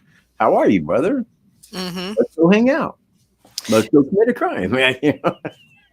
You know why? I mean, I say that, but I don't really mean that in a bad way, because look, man, I do know quite a few Freemasons, and not a one of them a bad person, not a one. Yeah, no, I totally understand. And I'm certainly not pointing at Freemasons as doing this. What I'm saying is I think that he got over on some of this because he was a Mason. Right. And there is no other person on the face of this earth would have got out of that traffic accident calling a state trooper an MFer on top of it all. Especially after you talk to both guys and you have one guy saying, hey, he's putting on his brakes and made me hit him. Yeah. And then he's getting out, and instead of being nice and saying, I don't know what happened, this guy was tailgating me, but he went off, and they never even tried. He never even had him do a alcohol test, a breath test, nothing. Something had to be in that moment, and him sitting there saying, I pay your taxes, MFer. Yeah. And I mean, talk about, look, I do not work for you. Yeah, you do. I pay your taxes, MFer. Yeah. Exactly. You know where I would have been? Behind bars. Immediately. Okay. Hey, could you turn around and put your hands on the car, please? Yeah, they'd have thrown you. Are being detained. Yeah. And you wouldn't have got out. You wouldn't have seen for a while. No, I no, people would not. I remember him before he went to jail. He was ugly, you know. But then they just let TB go like no big deal. First of all, the way he was acting. Hey, hang on. Did you know, and I do believe that it is in all probability true, oddly, because I'm bringing up the same two words in conjunction here together, all the bobbies in England, the police, are pretty much all Freemasons. That's why they have the black and white checker thing there. And they realized long ago that if you wanted to advance in the police force, you had to be a Mason. In fact, I tell people who are not a Mason, like, you want the big job? become a Mason. And then you have it. You have the ride, man, so to speak. I don't know of any Freemasons that are living a bad life. I don't mean that in an emotional sense. What I mean is, like, when you look at the money that they make, their lives, so on. I mean, like, they got a pretty comfortable existence. Which leads me to my ex-husband. He talked about his father being in the Masons, and he had said one time that if you're a Mason, you won't ever have to worry about money. I didn't really know what that meant.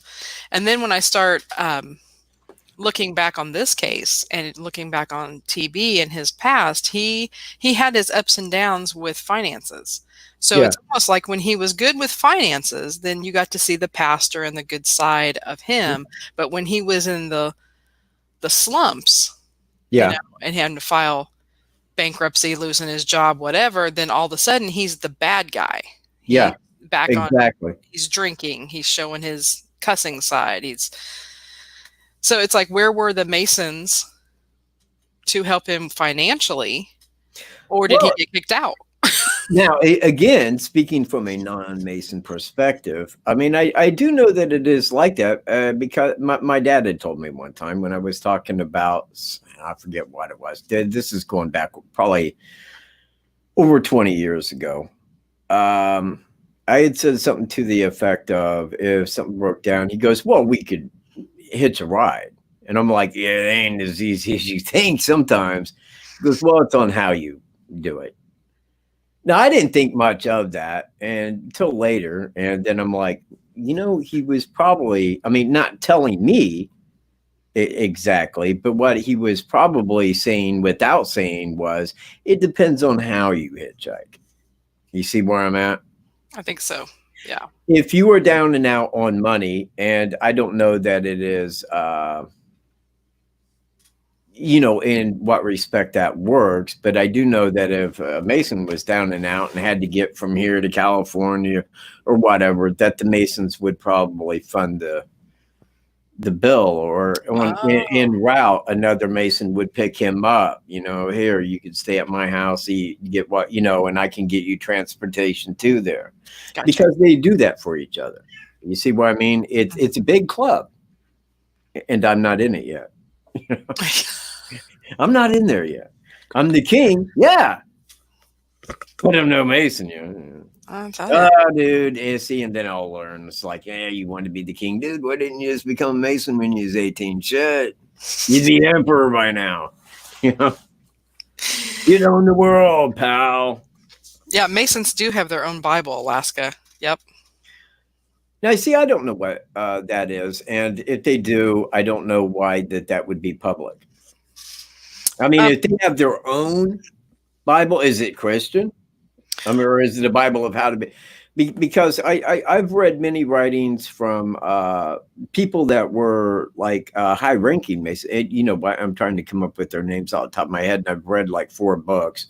Don't even remember the writers right off the top of my head. Let me tell you, man, things change when you're sitting in front of a camera. You're like, wait a minute, hang on, who was that? Yeah.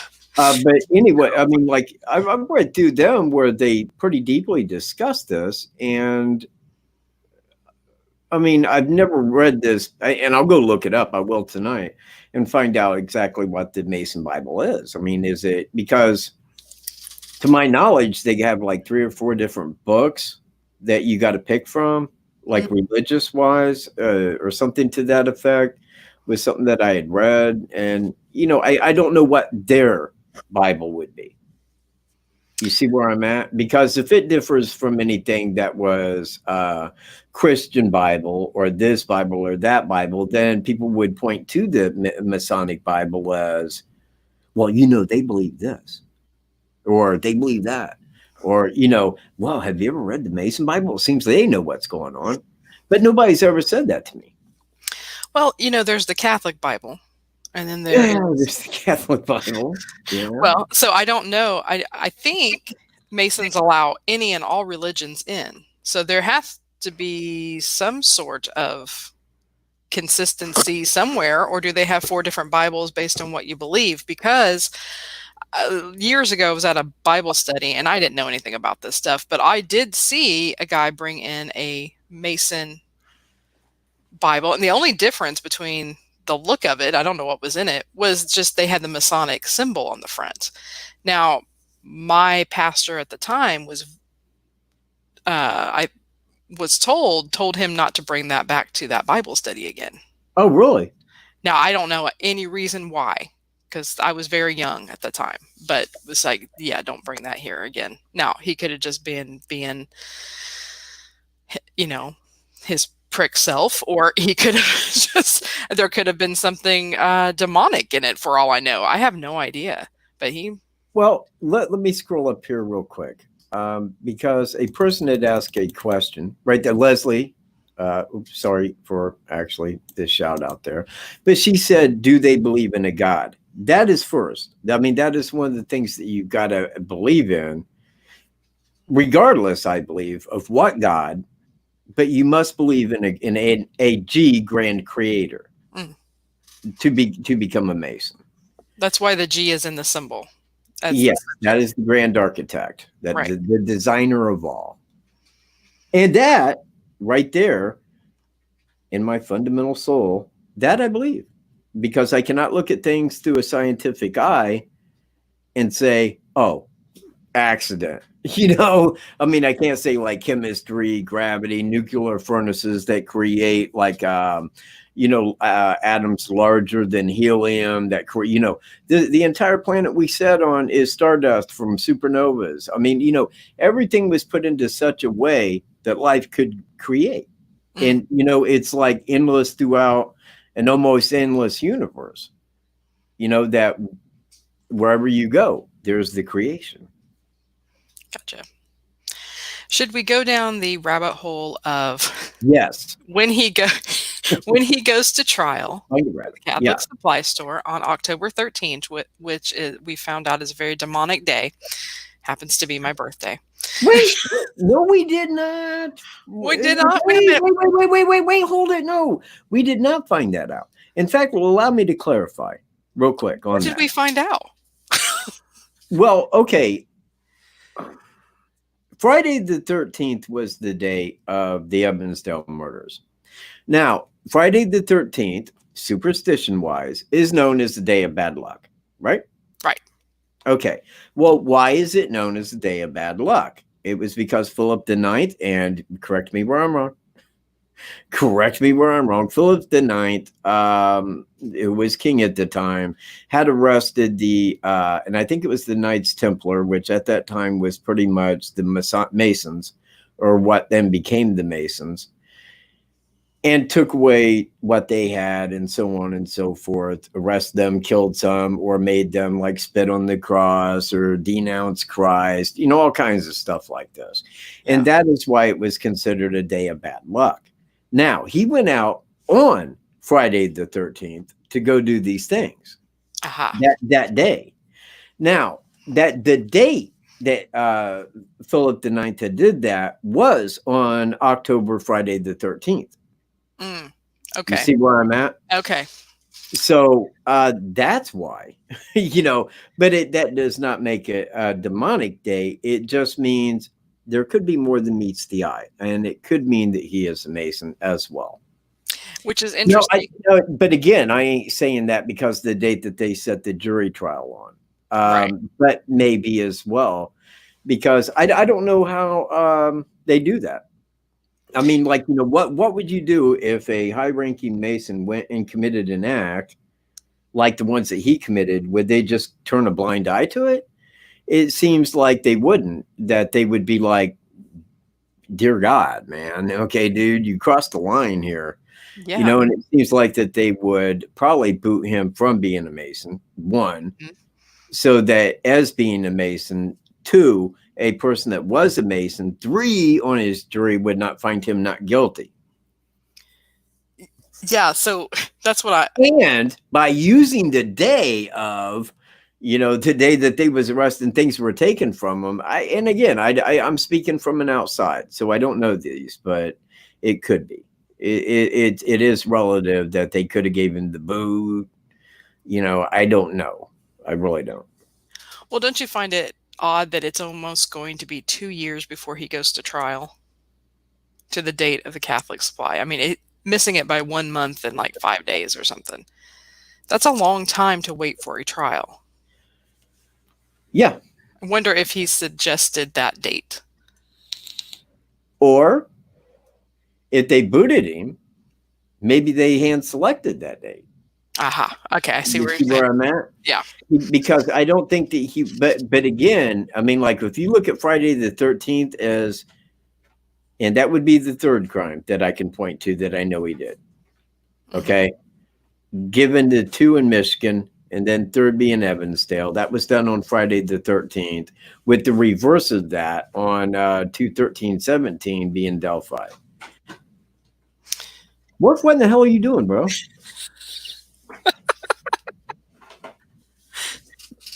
Hang on, man. He's in a bag. That's a little odd for his age. Yeah, well. But anyway, yeah, a little different. So, okay, I know we don't really know much about Masons, but we know what we know. Could anybody in chat know? Is there anything to the fact when a Mason is up for a murder trial, has there ever been, do they get convicted? What? Has a Mason ever been convicted? See, you can look. Seriously, one, they cannot answer that. Yeah, I don't know. They cannot, because to say that and to say, of course not. Any Mason would absolutely know that they were going to get a Mason on their trial and that they would walk away like O.J. Simpson did. You know, I mean, they're not going to tell you that. No, any previous ones that we know about? Well, firstly, it would have to come out that they were a Mason. That ain't going to happen. True. You know, and secondly, you'd have to know that they had a Mason on the jury. Ain't happening. Right. You know, I mean, there are things that are publicly known and only known between the fraternity. You see where I'm at? Yeah, and I'm asking questions really to play like both sides of the coin, so we look at it from all aspects. And I just wondered, you know, is there a time in history where a Mason has actually been convicted that we know about? But like you said, would we ever know? I didn't know OJ was a Mason. I believe that there's been Masons that's been convicted and found guilty. You know, I mean, I'm positive of that. It ain't like they would all walk away. Okay. But it might be dependent upon the crime. It might be dependent on whether there was a Mason to be found that was on the, I mean, you know, there's a lot of things to consider, but I don't know. I mean, I look at it like this. And again, I mean, I just go back. It's my soul here I'm talking about. If a person committed an act that was as brutal as what a lot of his crimes appear to be, in the act of murdering a person for any sadistic reason, it would not make a singular shit whether they were in a fraternity that I belong to, whether they were my full-on brother, my identical brother, my best friend, you know, it would not matter. I would say this guy is guilty as shit and needs to die for it. Period. Yeah. And that is what it is, because look, man, I mean, that's what pulled me into this, man. This was 2 little girls in Delphi, 2 young girls who died. And I mean, that was mind blowing to me. In Delphi, I'm like, what? In Delphi? And, you know, as like things came out, I'm like, holy shit, man. Okay. You know, he'll be arrested before I get up in the morning. Man, I better let people know about this, because like, you know, my neighbor down here, man, she is probably at about the same age as what girl number 2's mom is. Okay. Or when she lived down here. Now, her and her husband were very devout Christians, and they had 3 girls and 1 boy. And their oldest girl was at the same age as the girl number 2 in Delphi. Now, she was not domineering at all, like in that manner, but she would never let them leave the house. I mean, if they did, they had to be out back, right where I can see you. And I'm like, The girl's 13, man. You make me play in the backyard? Like, man, they're strange people. I'm like, not here. Who in the hell do you think is going to come back here and do something? Like, and I mean, their son, I'm like, man, when I was his age, I mean, please, man, I drove my bike 8 miles to the nearest town, and it's like this kid don't leave the yard.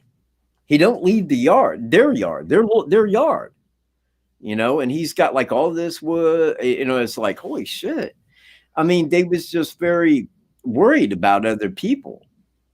Now, when I read about that, when I got home on the night of the 14th and I seen that they found the bodies and the foul play, and, and I'm thinking of a creek in Indiana, I'm thinking down south for some reason. And then I see Delphi, Monon High Bridge Trail. What? Like, man, Monon Trail ain't Delphi. I had to go Google this and to find Monon High Bridge Trail. And I'm like, holy shit, that's like right off my dad's road. So, I mean, like it became something like really big, really fast. Mm-hmm. And as like the pictures came out, the voice came out, and it's just like any minute, man, this guy's going to be hit, and me and Greeno, man, we're looking at the pictures and, and I'm like, okay, dude, it's been like a month now. Why are you staring at that? I want to know who it is. Do you know who it is? No, then quit freaking staring. You're sitting there, man, at the computer, man, just like, dude, quit. Okay. So I get emails, I get comments. Why do you think it's TB? Why this? Why that? You can't put him in Delphi because I can add. Right. So do you want to? You want to go? Let's go down that road. Well, you go down it. You brought it up. Continue on. Okay. So there is a time difference in and around February. I just lost the train. You know what I'm talking about. I do. From Central Time to Eastern Time. There you go. And there was an interview via email, I believe, by Greeno to the wife that threw everybody off, and I understand. But for me, I'm pretty good about remembering things, but I couldn't tell you a couple years past what I did on that exact Valentine's Day. Now, I'm not trying to take away and try to make it into the case that I want it to be. I'm just saying that this was 2019 that Greeno reached her, and she is supposedly trying to remember back on Valentine's Day. No. The day before. It was the 13th. It was the 13th of 2017. I have a hard time believing that she remembers exactly what went on that specific day. I could be wrong, but I agree with you. In fact, when I seen that, that's exactly what I stated. I said, look, I know the FBI has been there to talk to her. Mm-hmm. I know that, just like because of the lady that was walking her dogs in Delphi, she goes, I cannot discuss anything about that at all, anything, because at that time we was kind of the understanding that it may have been Daniel Nations. Correct? Right. Reno asked her, well, is it Daniel Nations? You know what? I can't answer anything about that. Nothing. But I'm just letting you know I am the lady that's seen you. So we did know who the lady was. That was it. Mm-hmm. And we do know what she said. We know that. So we had that anyway, but yeah, the fact because that somebody asked me, they said, well, I need a link where this person says that. I said, you ain't going to find it. I said, you can find the link where Kim Riley's talking about what she had stated, but he never says, the lady named blah, blah, blah said this, because she didn't want her name out. In fact, it took her a minute to go to law enforcement because she did know the details of the guy when they released the pictures. She knew who it was, and she knew, okay, if I give details, that man that killed these two girls knows exactly where I live. Right. And that's why she moved. She sold the place and moved because that guy was out there and law enforcement didn't know who they were. Right. Yeah. So there was a neighbor in Missouri that said the FBI, right, had spoken, said she wasn't allowed to say anything. When the picture was shown, is that correct? Who? Was there a neighbor in Missouri that had said? Yeah, that was I got a hold of the neighbor down there. Now Okay. she was on the news, and I mean, people could look this person up if they want to take the time to. I would not. Let me tell you, she was not happy about me reaching her, but I understood. I knew that before doing it, but I thought, hey, look, man, it's a neighbor that was on the news. They put her name up there. She's got to expect this. Right. So I did find her, and I did reach out to her, and I said, look, I'm just kind of doing my own investigation here. I just wanted to ask you maybe a couple questions. About what? About Thomas Bruce. Yeah, he was a neighbor of mine. Oh, yeah, I know that. I've seen it. Why do you think I'm reaching you? I'm with you on that. Yeah. So I said, she goes, well, look, man, do you think I was stalking him? Do you think I was spying on him? And I'm like, look, lady, get it the fuck off your high horse here for a minute. No, I don't think that at all. Quite contrary. In fact, what I wanted to know is if you could look at this for me and tell me if that looks like Thomas Bruce. So I sent her the video. She said, and she wrote me back. She said, I'm going to tell you the same thing I told the FBI. I do not know whether that's Thomas Bruce or not.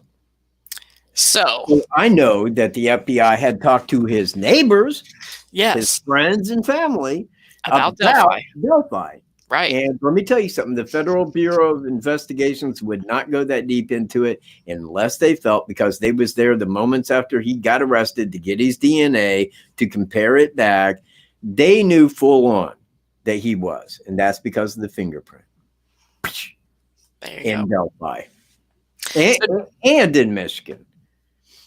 So now we have the time slump. Okay. Sorry, you're right. It's about 4 hours. Yes. We definitely know Missouri contacted Delphi, FBI talked to a neighbor, showed a picture of Bridge Guy. She couldn't confirm whether that was Thomas Bruce or not. So we know. It was video. Video. Okay. They showed her the video, and that was before it was given to us. I want to point that out. Okay. So because they did that at the briefing, and that was April 22nd of 2019. Yes. All right. So we have those two things, but then we have Greeno contacted the soon-to-be ex-wife, and she said she wasn't going to answer any questions, but that she knew for certain that he was with her for Valentine's dinner the day before Valentine's. That they had a dinner date set early. On that. Early, right? At 4 o'clock? No, she did not say that. Okay. So just an early dinner date. Yeah, she, because she said, because I think that she was at work till 5 that day. She was working. He was unemployed. Okay. So if he left here at 3:30. Okay. No, look, man, he was seen walking toward the thing at the exit at 2:47. Okay, so 3. He would have been to his car by 3 and left. Okay. He had 4 hours to get to Missouri. That would have put him there at 7, but now we're at Central Time, so we back up an hour. It's 6 o'clock. It would have been about 6 o'clock. And he, not only could he have been going fast, which he was known to do, but he could have really been hauling balls. He could have got there before 6. And seriously, if they was going on a dinner date, man, he could have stopped, bought something, woo-whoop-de-woo. And it was exactly like law enforcement stated after the fact. Yeah. That this guy, he would have gave a reason, and it would have sounded plausible at the time. But look back, is it what he said? Because he could have said anything like, oh, well, I was out, man. I was looking for a job, blah, blah, blah, happened. I stopped and picked this up for you, man. Happy Valentine's Day, honey. Woo-woo-de-woo. Never another thought of it. Right. See where I'm at? But I don't think that he was so much late, because if she got off at 5, had to drive home, he was gone. He probably left before or at the time that she left, because he had to get up here and make it back in due time. I mean, like, everything was preset in his mind as to how it was going to play out. He had to wait about 2.5 hours. before the crime, the abduction took place in Delphi. Mhm. That he was looking for a chosen victim, somebody that he wanted upstairs. That the face, the person that he would wish to commit such acts to. Right. And people will say, well, what would he be doing in Delphi, Indiana? Well, you have found out that he has family in Michigan as well as Fort Wayne, Indiana. And that is a direct line from where he lived in Missouri straight up through Delphi to Fort Wayne or Michigan. And he Yeah. could very well have been coming back, maybe Yeah. left at 8 o'clock in the morning or whatever time, you want to put on that, and stopped along and talked to the lady with the dogs at 12:30 and hung around for a while. That is probable, and that was my first thought, that he had went to his brother's house and either going there or coming back stopped and committed the crime. Now, on reflection upon what his wife had stated about having a dinner date that night, then I can say, well, yeah, but look, when the FBI talks to you, like the lady walking her dogs, they're going to tell you that, look, we don't want any of this out. This is hush under order of law. I mean, you see where I'm at? Mm-hmm. So if anybody, media, anybody asks you concerning where he was that day, tell them that you guys had a dinner date the night prior to Valentine's Day and that he wasn't in Indiana. You'd be doing us a favor. Thank you. That's how they would do that. And that is what she would have stood by, because she's like, well, I can't really answer any of those questions. But but what I can say is this. And then she gives the line, to kind of clear his name of it. Now, I can tell you right now, maybe they did. Maybe they had a dinner date that night. And maybe that is true. And it could be true for my knowledge. I don't know, whether they had one or not. I don't know whether he was visiting his brothers or family or whatnot. But I do know that he had, in all likelihood, taken the Hoosier Heartland to his family's house many times, stopped at Monon High Bridge Trail many times. It's right there on the highway. You see when you're coming up to it, Monon High Bridge Trail. It's a small hiking trail, no different than Evansdale, in the same likelihood. Man, you're coming up there, they tell you, man, right here's the trail. It's a place, it's a small population. None of the locals knew him by face or name. If he was seen, they could say, well, he kind of looked like this, but he wasn't trying to be seen. The lady walking her dogs happened up on him.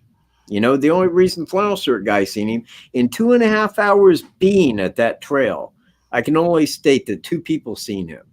Okay. Yeah. If anybody else seen him, I don't know their names, and they were never given by law enforcement. And I'm not saying that other people did not see him leaving, but I don't think he was there to be seen. And I think that when he was leaving, he was in hopes that nobody was coming this direction. But again, flannel shirt guy could not have gave any upbeat details for a sketch, not just in passing, because there was no reason to suspect him. People look back on this as a double homicide, like a double homicide, and everybody knew it when it happened. Nobody knew. Nobody knew till the next day, man, that it was a double homicide. I mean, he didn't even know that there was 2 girls missing. There was no suspicion upon that man walking by him. Just some guy walking by. I mean, what do you think back on him, man? Like the next day. I mean, what would you think? Well, a guy walked by me that he was dressed like that. What did he look like? Yeah. Nothing like that guy. He was all pixelated. You wouldn't really have much recall of that unless you sat and spoke to him. Right. Then you would. Then you would remember some of their face. And it was like she had said, because that's the way Kim Riley had said, and she stated, I'm talking about a person that we talked to, because he was trying to clear up that he made the mistake of that they didn't remember what color eyes he had. But she said, the person said, they know the eyes were not blue. Thomas Bruce. With the coup de grace. Yeah. Well, I appreciate you inviting me on tonight. We love to compare notes, and I do. Yeah. And I know where you stand with Thomas Bruce, and if he's not the killer. This is the most coincidental suspect in the Delphi case ever. So Yeah, I'm with you. You know what? I mean, you was talking about rabbit hole, and really, when you get into this, it's like anything. When you start learning something, you become intrigued. The more Sure. you get intrigued, man, the more questions that you develop about it. The more questions you have, the more you seek those answers, and you look into, it's like looking at a sadist serial killer. Okay, well, I see what they do, but you know what they're not answering, and what they do is when it begins. Then you got to go back and look at, well, when does this start to develop? Right. in these people, and it begins in very early childhood. Now, that's not when the sexual fantasies start to occur. They start coming into play toward puberty, but this line of thinking starts to develop at a very young age. Yeah. But when you start looking into it, you start finding the, questions, you start getting the answers, you start, there comes a day when it's exhausted. I know it. I mean, I pretty much know up to this point. I know to a point where if I'm asking a question about it, probably nobody has the answer. Even the experts are in theory the same theory I'm in, because, you can only know so much. You can't take a theory and prove it, or it wouldn't be a theory, it'd be a fucking law. You see where I'm at? Right. Did you know that gravity's a theory? Gravity's only a theory, people. Yeah. Yeah. Yeah. I think a lot of people have questions, and Yeah. Thank you. Go on. Sorry. And please ask for questions. Well, let's see.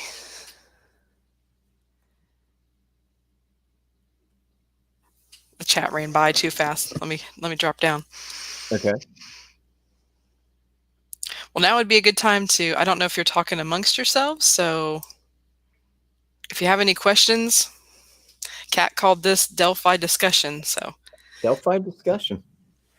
Well, yeah, but that was between you and me. Oh, okay. That was the discussion part too. I gotcha. I think this would, see what anybody else within reason has questions about linking the two. Thank you. I think we covered everything on my notes. Kat, did you have any? Are you kidding? Really? Man, I thought that there was much untouched. Oh, I'm sure we have, but as far as my notes go. Well, all of this right here, and within this video, and some in the last, because the other night, man, we spent like, what was it, 3.5 hours? Oh my gosh. Kind of discuss it, but yeah, some of it was conversation. But again, we dwelled in the conversation, Yeah. But some of that will be taken because I am making my final stance video, and that is going to be the all-inclusive, all questions answered. This is where I stand right now, given what I know right now on this. And that is going to be that final video. And now I think it's probably going to be, it may go past 4 hours. It may be like a 4-part series, but I'd release 1, 2, 3, 4, not one, then have to wait a month. I'd just release it all at one time. Part 1, part 2, part 3, part 4. Right. And I want to do this and next week, because I'm going to do the exact same with Miss Cav. And we're going to sit down. We're going to sit here like we did and discuss this. And then we're going to set her up for next week to be the special guest. Awesome. I can't wait. I can't wait to hear everything. Either. So, you know what? I got a question for you. Okay. Now, the other night, I made mention to the fact of, man, you know what? Help me out on this, because you said, well, I didn't really investigate. Do you know what I'm talking about? When inserting Delphi? When you were talking about all the information looked up, and I said, the way that you and Miss Cav have done things is nowhere near what I've looked into. I say, yes, I agree, or no, I don't agree. But the investigative part of it all, that's you two. That's all you. Here's my question then. what was the turning point? When did you, at what point did you go, hey, that makes sense? I mean, what led you to that when you said, you know what, maybe there's more here than meets the eye? Well, I was on the TB train from pretty much jump. So, okay. Okay. yeah. All right, cool. Yeah, because I started my channel 2 months after he was arrested. I had a lot to say. I wanted to look into, but I've done nowhere near what you guys have done. Nowhere. Nothing. Well, so you seen his mugshot and you said, I'm That's going to him. look into this guy? Yeah. Okay. Oh, cool. So as far as like a turning point now, you could say that I am open to suggestions. I know you want to smack me right through the computer. Hang on. Wait a minute. Sandra Christensen, bye. Get her the fuck out of here now. I want him booted immediately. And with that, please come back, Sandra Cunningham, and give me a fucking thumbs down on every video I fucking do here on until fucking God strikes me dead. And fuck you, bitch. Okay, please continue. Leslie Hall said, do you think TB has been to that trail before? Yes, many, many times.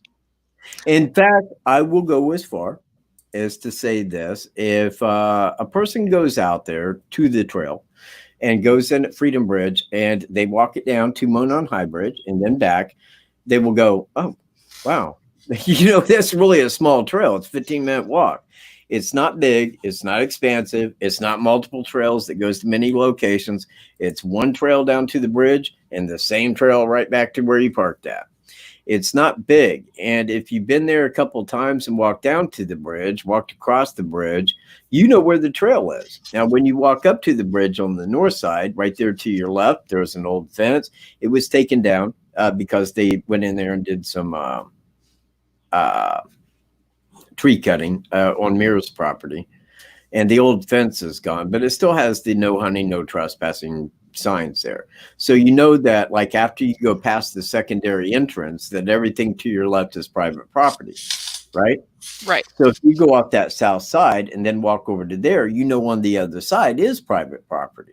And you can take that right back across the shoreline, right back to the 501. And like I said, I mean, I think that he had stopped there many times and he's travels to family's house, going through Indiana.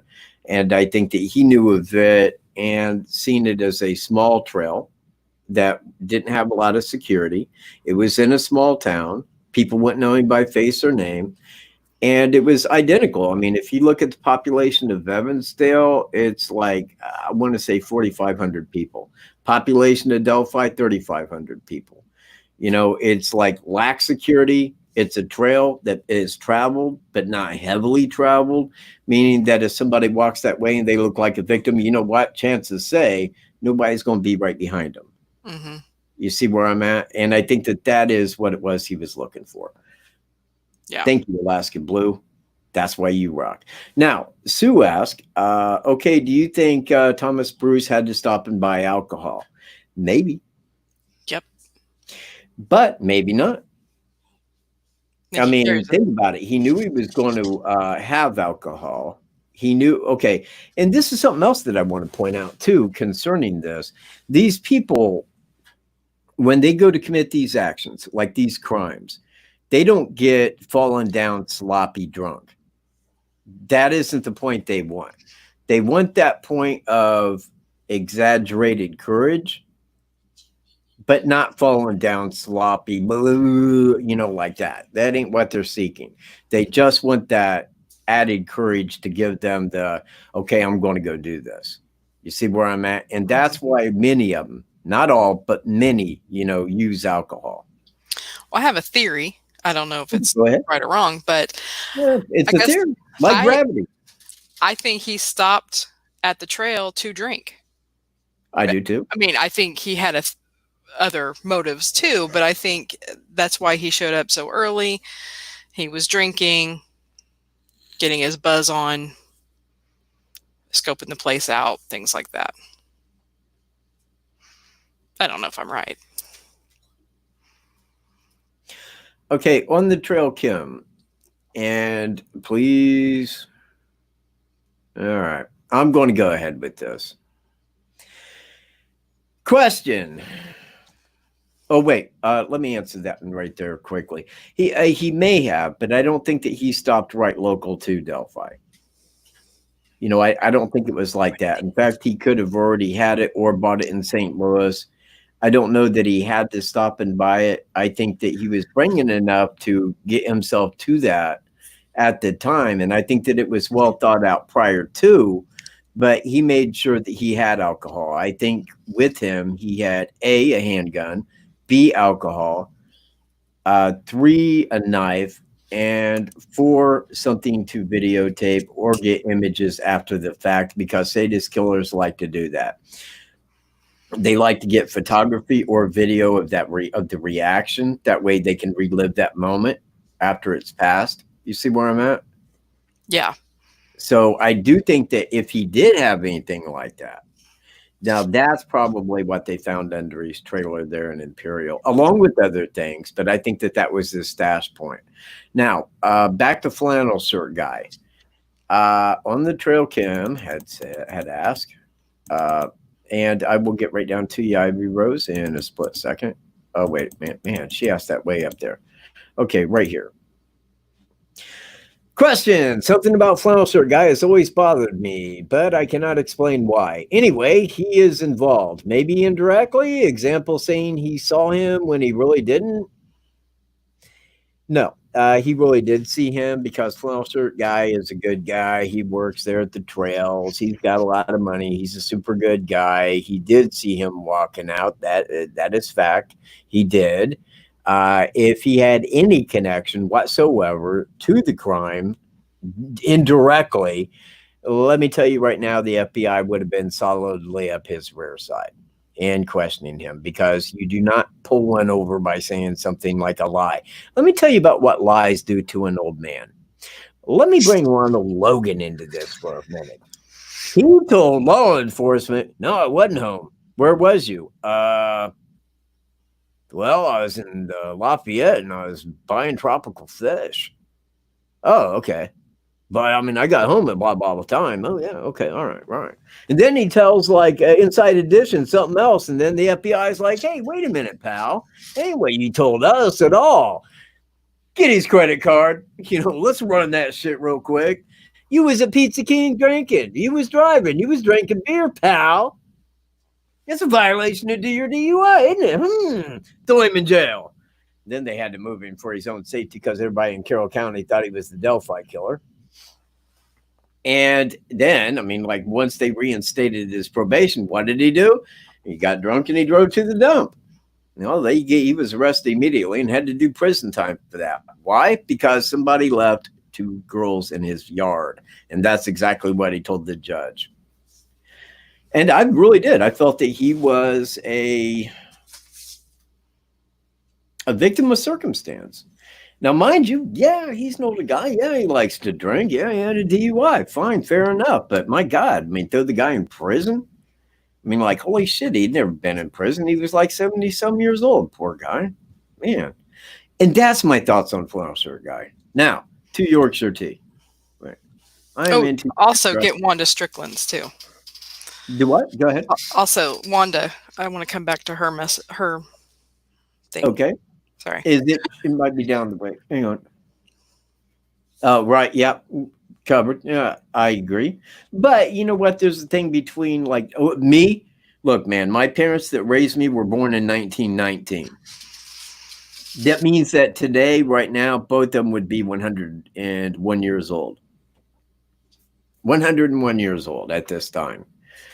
When I was raised and we lived on a lake, I mean, like, hell, man, I'm like 8 years old. Where's he at? Oh, he's down there swimming with these friends. Quite. I mean, nobody ever said, is it okay to let him swim? Yeah, he knows how to swim. I mean, there was never that concern. You see where I'm at? Parents today, they don't let kids out of their sight. That's right. Man, I thought somebody abducted you. And, that's how crazy the world's become, and that's like they were down there. And I'm like, I don't think it's right that you just like keep your kids right where you can see them and do everything for them, because one day they're going to grow up. In a couple of years, they're going to be 18. Are you going to go make their bed? You know, it's kind of one of those things. You know what? Thank you very much, Stephanie. I appreciate that. And as does Incognito. Yeah, Dodge Courage. Yeah, there you go. And getting back down here. Let me see. Sorry, my phone died. Whoever said something about it being jumping a copycat. Yeah, you know what? Oh, I just booted their ass, Ivy. Because you know what? I don't tolerate that. And secondly, look, this is my channel. One thing that I do not allow at my channel is complete and total moron. I mean, that's it. If somebody says, well, I don't understand. Well, okay, you know what? I'll take the better part of 3 hours to explain it. And you know what's going to happen? You're going to go, but I just don't get it. Fine. You just wasted 3 hours of my life trying to explain it, and thank you. Go about your day. Leave. You know, I mean, you can't explain something to somebody if they don't understand what it is you're saying. I could go to a third grade class and explain like advanced math all day. At the end of the day, will they have passed a test on advanced math? They will have no idea what they're looking at because they don't know. You know, I mean, there's that. There's a level. You know a certain amount. You don't know anything. You watch TV and think you know it all. I mean, there's varying degrees of what you're looking at. If a person says, "Well, I don't understand," I mean, a friend of mine, a very close friend of mine, the other day, and I was telling you about this. I asked him, man, concerning Delphi. He's like, "I thought they arrested the guy." He lived in Florida. He is 35, okay? And he says to me, well, I thought they arrested that guy. Remember? I mean, because he hatcheted him up. Don't you remember? And I'm like, dude, what are you even talking about? Are you Daniel Nations? No. And I'm like, see, there it is, man. That's called like local rumor. Mm-hmm. That's what it amounts to. Oh, they arrested that guy. He hatcheted him up. Yeah, didn't you hear? Yeah, I guess I did hear. You know, I mean, that's how people run with that. But they never fact check. They never go look shit up. They never find out, well, where is it? Well, when that guy asked me about the lady walking the dogs in the lake, I said, well, you can go on the one where Kim Riley was talking about the people that had seen him. And he slipped up to one time and said she. But I said, to answer your question, we found that out because we spoke to her. And we know only what we know. And the rest we can only guesstimate based on, you know, how things would occur thereafter. But if you're looking at facial details, you probably need to speak to a person, you know, not just pass them on a trail and remember 2 days later exactly what they look like. No, they wouldn't be under your eye for any reason. As a fellow hiker. You see where I'm at? Mm-hmm. Oh, wait a minute. Stephanie, Kat, do you know of yes, I do. Look him up. He looks just like BG. I agree to a point. To a point, I did look him and his girlfriend up, but I quickly dismissed that. I really did. Aubrey Trail, it was not. But and that's something that I get is a lot of people reaching me because so-and-so, he looks like the sketch. Well, a lot of people look like the sketch, honestly. You know how many times I've been on the store with someone else, mainly Greeno, and I'd be like, dude, look.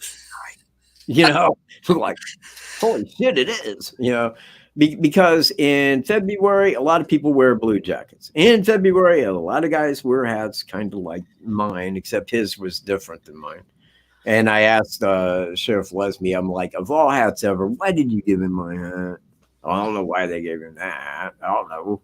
You know, but I'm like, whatever. You know, that Aubrey Trail guy has blue eyes, though. That was my first discredit. Yeah, Charles Eldridge, blue eyes, criminal past. I said right there, game over. And people go, like, it's Charles Eldridge, dude. Yeah, you'll see. And I'm like, no, it ain't. Trust me. Hey, Wanda Strickland had asked something before I forget. I've already lost the comment now, but she said, I wonder why TB left 2 witnesses. Like, why didn't he just kill all of them? Your thoughts? No, your thoughts. Alaska. There are methods and means. There are methods and means to that. This has been discussed. Everything goes before the link, not after the link. Jeez. But I mean, just so you know, Hey, leave Alaska alone, all right? no, hey, that's my favorite mod. She is the best. The best. But no, I mean, like on this right here, this is my PayPal link if you would like to donate to my channel. But I was saying because this right here, that's the way it should be, but it should be before the link. That way the link is separate thereof. That's all I'm getting at. But thank you very much for applying that, Alaska Blue. You rock. Now, back to Wanda's question, please. I've always wondered why he left 2 witnesses. And I think I've always just asked you your thoughts. My thoughts are probably the same as yours. You know, I mean, when you look at the psychology of a sadist, they want the reaction. You know, that's the main of the thrill of what they're doing is the reaction of the others. Just like on that commercial or that video that I showed of the kids, that's the reaction that he wants is that look of terror. Like, you know, oh, you won't, pow. And then look at the other 2 women while they just freak out. You know, they freak out over that, man. You just murdered a woman. You know, it's that look. Now, he could allow them to go on. And believe me, I mean, like when he committed the Catholic supply store sexual assault and homicide, he knew he was going to be hit for that. He knew. He knew when he did it that he was going to be arrested. And I think he was choosing cop suicide. You know, they're going to come to the door. I got a handgun. I'm going out just like that. But they didn't knock on the door. They kicked it in. They went in and they gave him one to the left eye or right eye. You know, let him have it. Yes. So I think it was 1 because it was the reaction. You know, 2, he knew he would see him again and he would get to replay that. Oh, hey, we talked about that. Yeah. And so I think that that's one reason. The 77-year-old lived, and I'm unsure why. I mean, like normally the whole act that he's trying to get from him is the reaction, the disgust, the humiliation, so forth. Maybe, and again, I not intending, but as must be said, that he may have reached ejaculation. And, you know, with the fantasy over, because I do believe that would be like kind of an underlying as to like when you reach that, then you would start to feel, and maybe not either. I mean, if he was like, I mean, it would be dependent upon the consumption of alcohol and this and that. But again, I mean, like it could be one of those things where it was reached and he left and, you know, sexual assault. There you go. She don't know my car and my face and I'm out of here. Yeah. And that worked for a time. It worked for at least a couple months till the Catholic supply store, and then she recognized him. Yeah, 2 months. Yeah. Well, you know what? The road rage. I mean, the guy that hit him in the butt, man, he recognized him and came forward. And that's when they came out with the dash cam. But that dash cam was really revealing in the way that Thomas Bruce walked with these hands in his pockets, face down. Now, in that, because the cop said no over here, he took a big step. You see where I'm at? Yeah. He took a longer step than normal. Whereas on the bridge, he's just walking. There, he took a big step and then another step. But his hands were in his pockets and his head was down. And I think that that's a mannerism that stands out with him, especially when he's intoxicated. Mark, I'll answer your question because I'm pretty sure that Kat here might reach through the computer accidentally. And this is the question he doesn't want to answer anymore. Yeah, oh, is it that one? The one I answer on absolutely every single video, that question? But he's not a troll, he says. He's just genuinely asking a question. Okay, go ahead. No, go ahead. You're better at it. No, you, please cover this. All right. I insist. I got to grab a soda. So, now, if I don't explain this right, Cat's gonna choke me out. It could be BG. Okay, so Mark's question is, explain how TB could be BG when he's committed a homicide, as surely they have his DNA now, so that rules him out. So it is my understanding, just because they have his DNA now doesn't mean that they're going to announce that in the media for other crimes. They're first going to try him for the Catholic supply store and get that taken care of. And then other states, could be Iowa, could be California, as well as Indiana, go and talk to him. Right now, his lawyer is not going to allow anything with his DNA to be done outside of the Missouri state lines. Did I get that right? You bet. Okay. Absolutely. In fact, I can answer that question in 2 words. Daniel Nations. Indiana investigators went out to Colorado to speak with Daniel Nations. It was on the news. So they had out on a Friday, I believe it was, and we're sitting here because over the weekend, they're going to be talking to Daniel Nations. They're going to find out what he knows about the Delphi crime. Well, that following Monday, believe it or not, the biggest mass shooting in American history was the Las Vegas shooting. And we're like, what? What the hell? We thought it was going to be the day of, yes, but then it wasn't.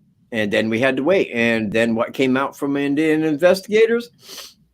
Well, at this time, we can neither include or nor exclude him as a suspect. We knew that when you left, you know? Well, I was on the phone with Daniel Nations at that time. I was speaking with him. And I asked him, I said, well, what'd they ask you? Dude, man, my public defender stopped him at the door without consulting me because I wanted to speak with them. That's what he told me. My public defender, who represented him, stopped him at the door. Now, he was there on 4 lesser felonies, far lesser than what Thomas Bruce is in there for. And if Indiana, the FBI, the state of Iowa, the state of Michigan, or any other state tried to go to Missouri to talk to him, you know what they would do? His public defender would be like, not while I'm representing him, you don't. Wait till the trial's over. Then you have all the time you want to talk to him. Oh, all right. Because that is called the law. That is how lawyers do. That's how they defend. And they're not going to go talk to him. And until, what was his name? Mark? Yeah, but he's been banned. Wow, what? No, why? Why? I don't know if he threw up some other or not, but I don't know.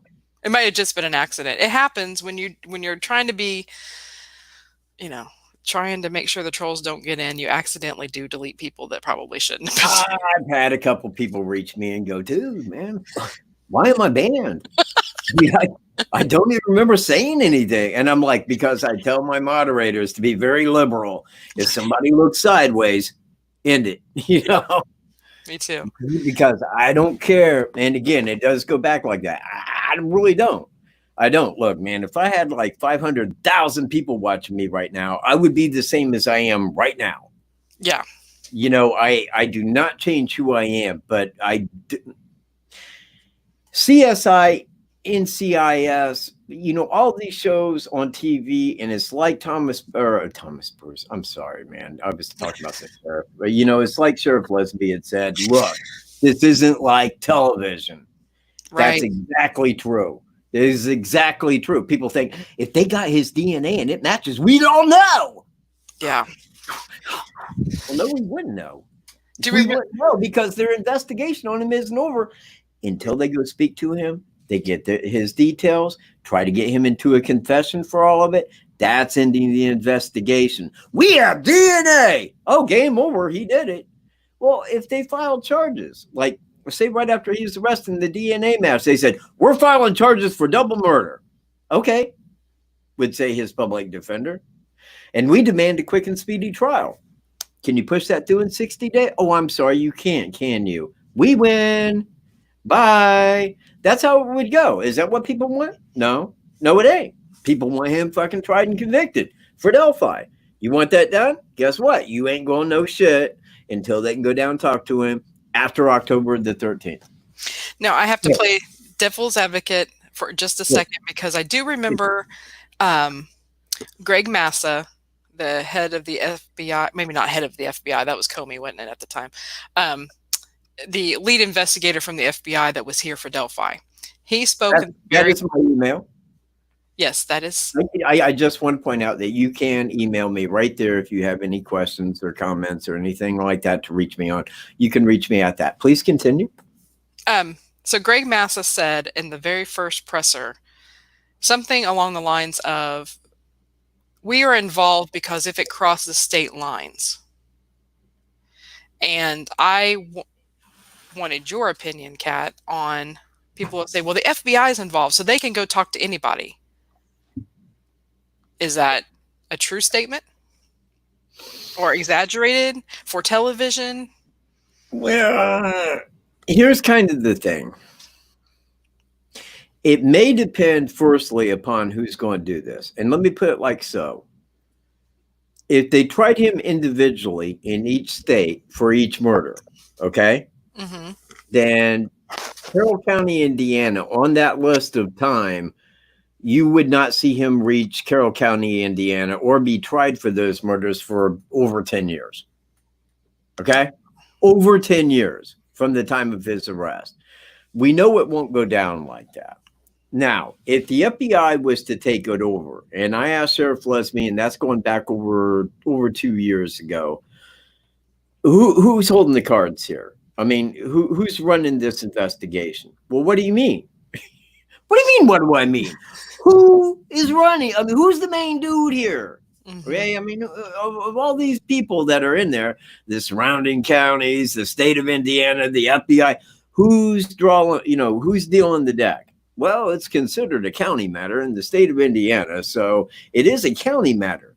So I write him back. So it's you. Yeah. Well, why didn't you just fucking say me, man? God, why did you play me like this? God damn, dude. Is it because I'm not a Mason? I mean, fuck. Here we go again. Here we go. Man, I got to go get my apron, people. That way I'll be dealt in, here, no shit. So, where was I going with that? See, man, see how I suddenly forget? Man, that's like old age, man. I feel like I'm 70 or something already. Well, I asked about the FBI going in and talking. Oh, yeah, that's right. The FBI. Okay. So if the FBI was to roll all this up into one and say, okay, we have him tied via fingerprints and DNA to Delphi, Mary Pryor, and Pates. I'm going to say a few, maybe at least some in California. And I'm disregarding the rest, but I do believe that there will be some in California as well where DNA and fingerprints were left. He knew he didn't have fingerprints or DNA in any legal database. He already knew that from Michigan because they had DNA and fingerprints. No one to nail it to. They had identical DNA and fingerprints. No one to nail it to. He knew he was clean. He knew he was a Mason. He knew he could kind of get over a bit, right? So I don't think that he was chiefly concerned about that. Now, if they come forward with the case, we're going to try you under a federal offense here on all of these, okay? Then they could ball them all up into one trial and say, if you admit guilt to all of it, and give us a written and verbal,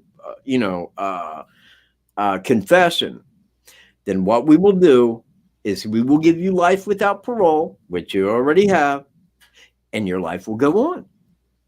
Now, if they do it like that, then they could try it federally.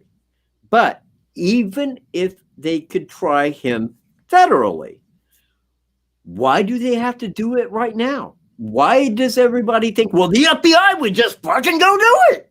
Right. No. Man, they're fucking law, dude. There's a process. There's a law. They're going to let it in. Then they're going to go talk to him about it. And then they're going to nail him to the wall. But the only thing is by doing it that way, I can guarantee you it will be life without parole. It's the only way that they can get him. Because whatever he's down there for, and okay, say they give him life.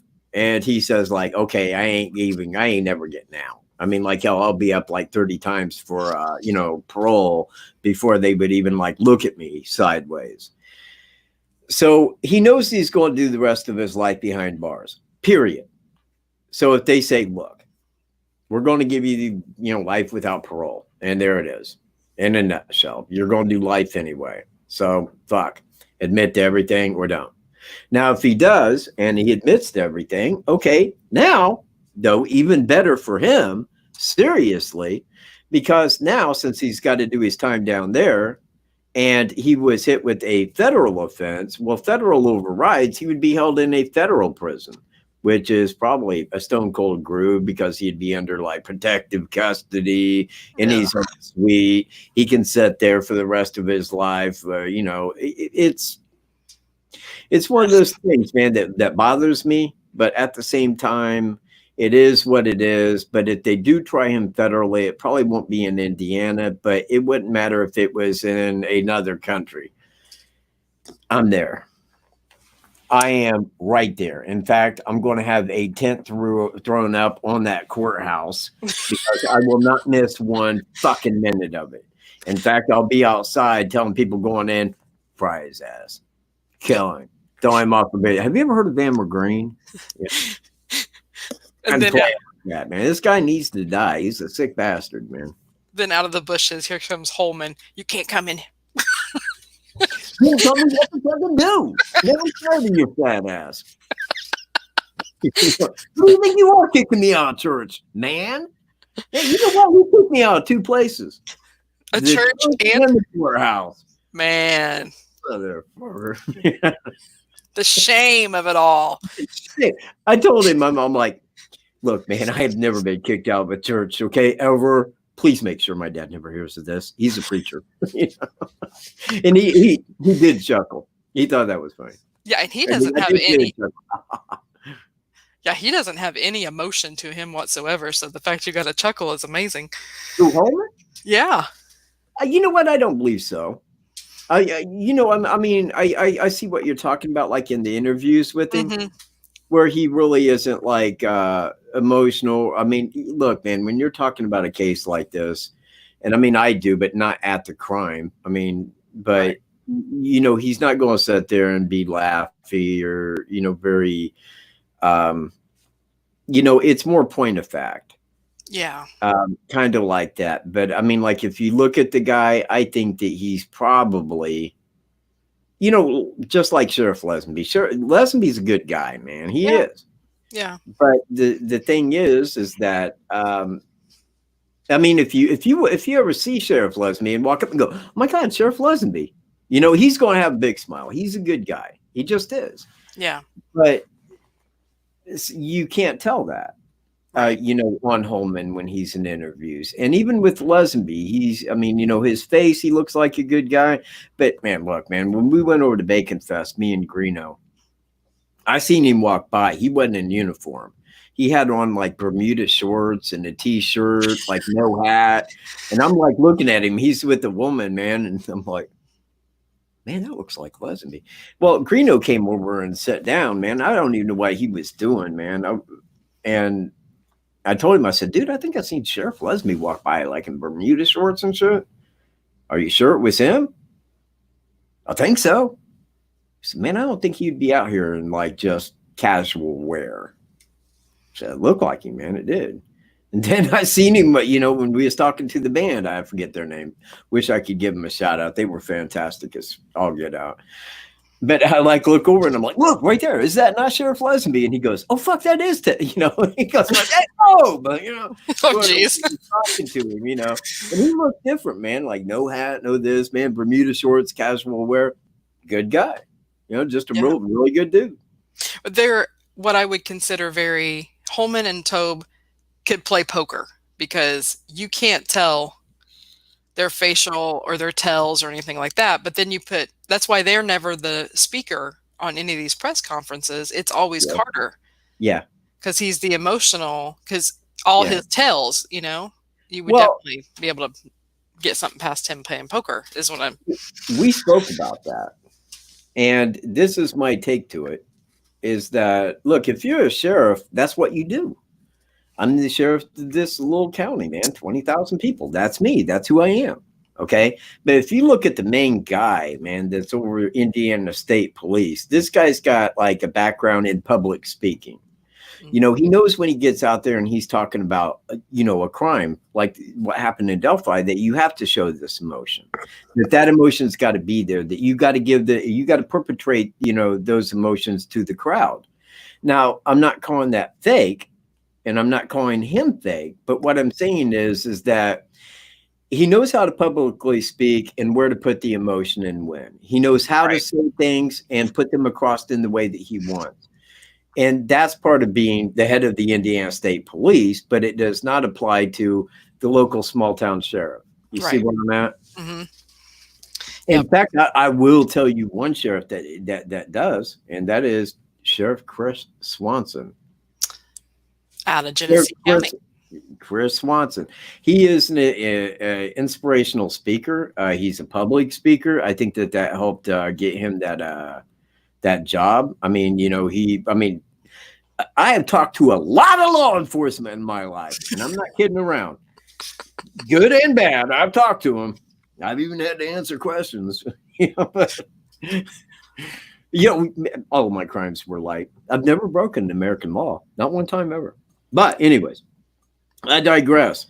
Of all cops that I've ever spoken to in interview or in person in public, anything like that, I had never spoken to one that talked to me in the way that Chris Swanson did.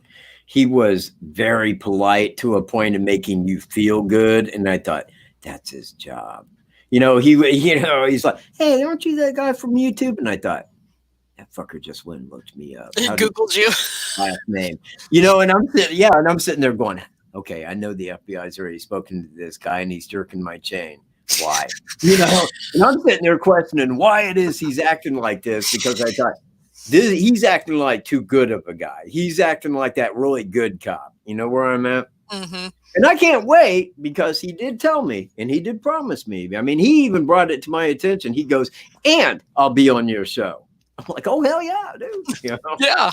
So after this is complete, I will have, and hear me right now, I will have Sheriff Chris Swanson of Genesee County, Michigan, of which 2 crimes of Thomas Bruce was committed, 2 rapes and murders of 2 different people, up there. And once it is solved, because he said, no, I am taking you up on your tip. He goes, I am. And I will go down and talk to him. I said, and no, you will not go down and talk to him. What do you mean I won't go talk to him? They ain't gonna look. Do you know who Daniel Nations is? I ain't telling you about your job, pal, but maybe you ain't been sheriff long enough. You know, you can't just go down there to, well, you know. So anyway, though, but he said he'd be on my show. So that is forthcoming next year in 2021. Well, I hope everybody is still on the case when this all gets solved, because it's going to be sad if Tobe's no longer the sheriff, Chris Swanson's no longer the sheriff, you know. Carter's retired. Chris Swanson will be. Did he just get in? Well, yeah, that was his first term as sheriff. And secondly, he's running again. Look, I don't care who you put up. You could throw President Trump in there and he's still going to win. That guy is like a local hero up there. He is, man. People look at that kid, man. I forget what was wrong. I forget what had happened or what was up with that kid. And him and the sheriff's department got together, and he's standing out front in front of all these cars. And he said, you know what? This kid, it's his birthday. And, you know, his mom had said this, this, and this. So we're going to drive by that house and we're going to honk our horns with our sirens on and tell him happy birthday. Please help us wish this kid a happy birthday. And I got on there, happy birthday, dude. You know, his mom sent me a like and shit. And I'm like, yeah, it makes me feel good. Yeah, man, I support the hell out of Chris Swanson. I do. I think that, like Tobe, he's a good guy. He's a public speaker. He's someone that people want to hear. You know, he makes you feel good about yourself, or, you know, that's what he tries to convey when you speak to him. And I like that, man. I mean, like, it's good to talk to somebody like that. Yeah, definitely. You feel like you're exchanging ideas. Yeah. Well, I can't go into the specifics of that. But I mean, you know, I will reveal the whole of that conversation when he does come on my show. In fact, we'd probably speak about it, because at that time he would have been at least with charges filed. But if charges are filed, I don't know what the sheriff could speak on, if you see where I'm at, because then things are a matter of investigation. Yeah. You see, I mean, there are things that he probably wouldn't relate or be able to relate to the public. Right. Well, as my moderator duties, I wasn't able to be, but I just want to say, everybody click that like button because there's 41 thumbs up and there's 67 watching. What? There's 41 thumbs up? Yeah. 11 thumbs down. Does that make you feel better? Only 11. Only 11. What? I said I wouldn't be happy until it hit 1 million thumbs down. I mean, 11, that's like the cunt trying. It pales. It looks so stupid, dude. Yeah, look, man, if you got anything out of this, yeah, man, give me a thumbs up. Hang on. It only takes a second. Watch. I will maintain for a second while you take your mouse, scroll down, and click the like Look at button. that. Now there's 46. Somebody. Watch. I'm watching. Who's hitting that like and who ain't? I know names. And I am not above coming and stealing your dog and taking it home, feeding it prime rib, making it never want to see you again. I'm that dude. I'm that sadist. I'm the dude that steals puppies and then loves the fucking shit out of them. Makes them royalty. As it goes. That's the guy I am. Okay, now do we have 50? You have 48, but somebody who did dislike it has since clicked off and must have liked it because now there's only 10 thumbs down. So that's good. I made them feel bad. You did. Yes. This is my moment of pride. Oh my goodness. Okay, so we touched upon most things I believe that we had talked about. Mm-hmm. I think at this time. You got 19 minutes? Yeah, that's fine. Okay. Let's roll it till 9. That's 19 minutes from now. So we are taking any questions. Look, there's 64 people here. I know there's at least 62 with a question. Throw it at us. Just don't make it that one question that always comes up. They have his DNA. They would have already filed charges. They would have told us. They would have. I don't understand. I don't get it. I just don't get it. I'm getting off here at 9. Go away. Is that okay? I'm tired. Is that your cat? Yes, it is. And my child breathing down my neck. Yeah, Whoop does that. when I'm eating pig, you know. Hey, man, dude, can you back up? No, my 2 hours are up. You know. Oh, you said 2 hours? Yeah, you know what? My 2 hours. We're supposed to go 2 hours, but there's always the conversation. No, it's just their time limit. Mom. Mom? Hey. You've been on 2 hours. Now it's going to be 3. I say pig, but you know what? I also feed my dog pedigree. Wow. Pedigree dog food. It's made for a dog that's royal. Like Woof. You get There you go. That's your plug, pedigree. Money in the mailbox, please. Thank you. I'll ask you now. No, you're fine, man. No, you see, you know what, and that is because I mean I do, and especially at sometimes, I mean I come on here and I don't like come on to be intentionally funny about the crime, and that is not what I'm trying to do, but it is just me that I do try to convey a sense of humor here and there. Whether people get that or not, that's beside the point. I don't care. I guess it's just me being me. Yep, you're you. Everybody knows or should know by now. I had to say that in my last live that, sometimes I laugh at inappropriate times and I have sarcasm as my second nature. So It's not that I do it for any disrespect. I probably just don't do it at the right time.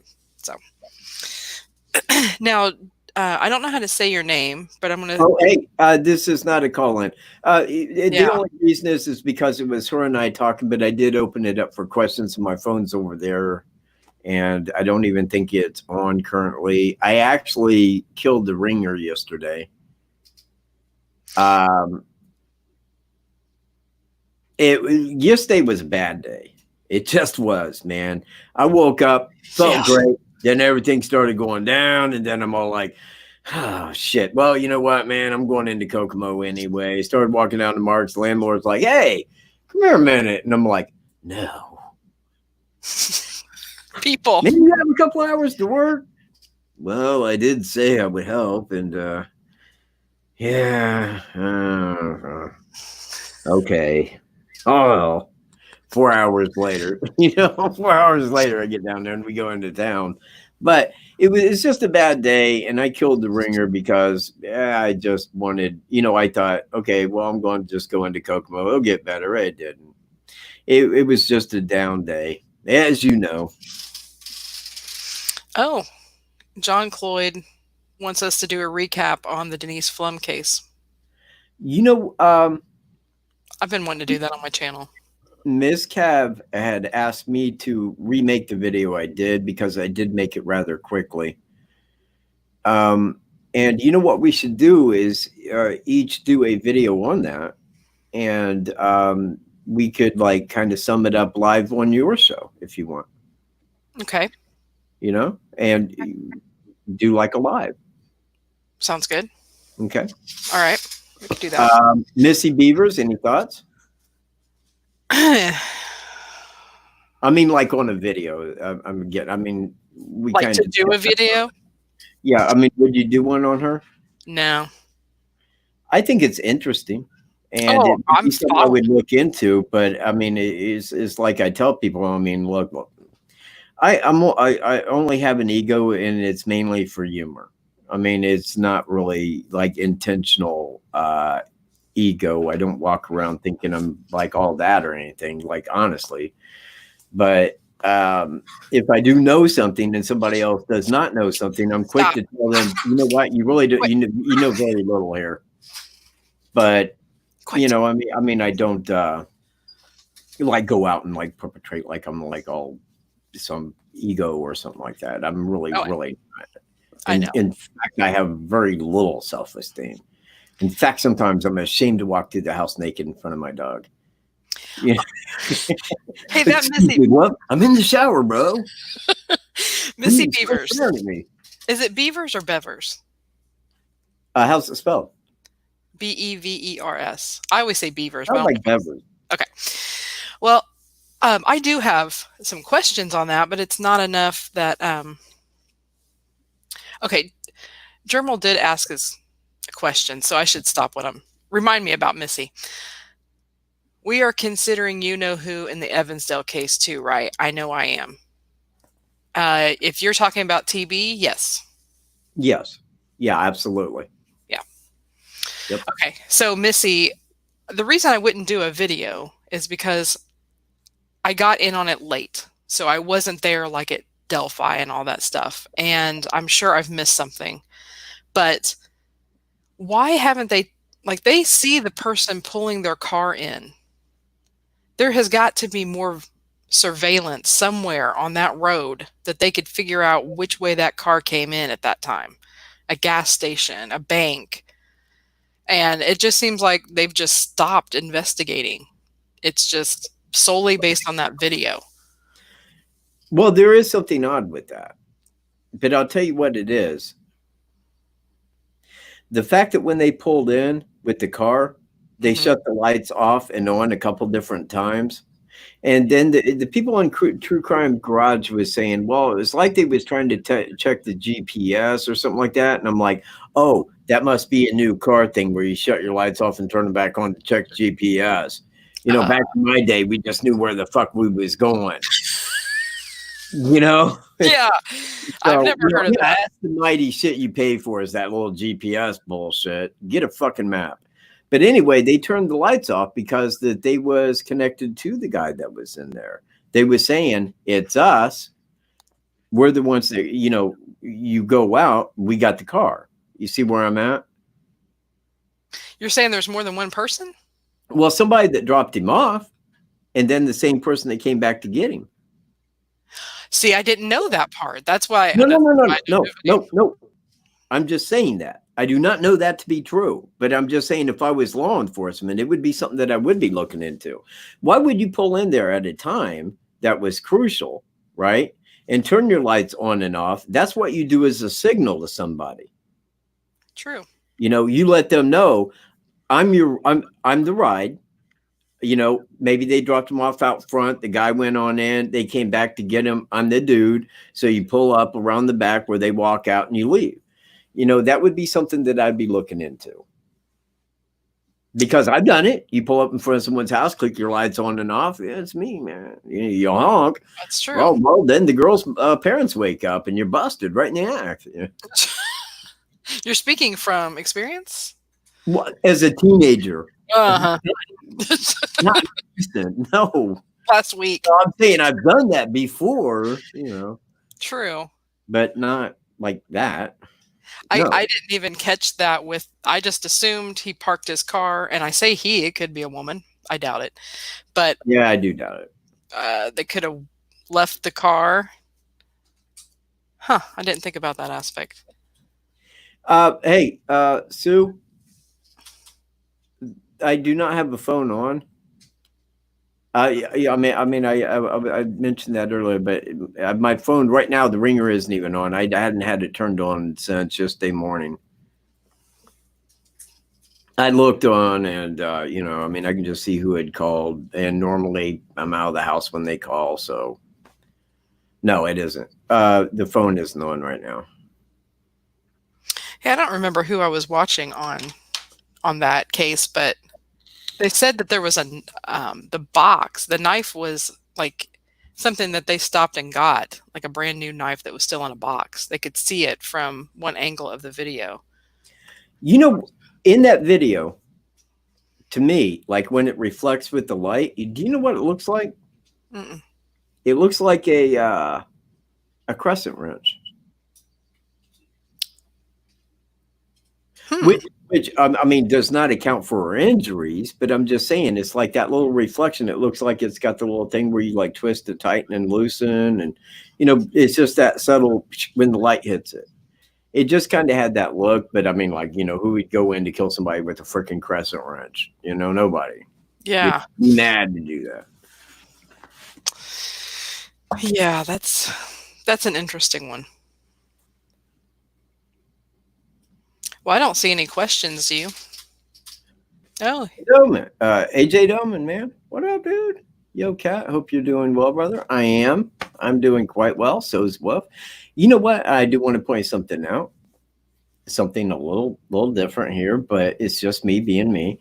Do you know who hopped up on the couch while we was doing this video?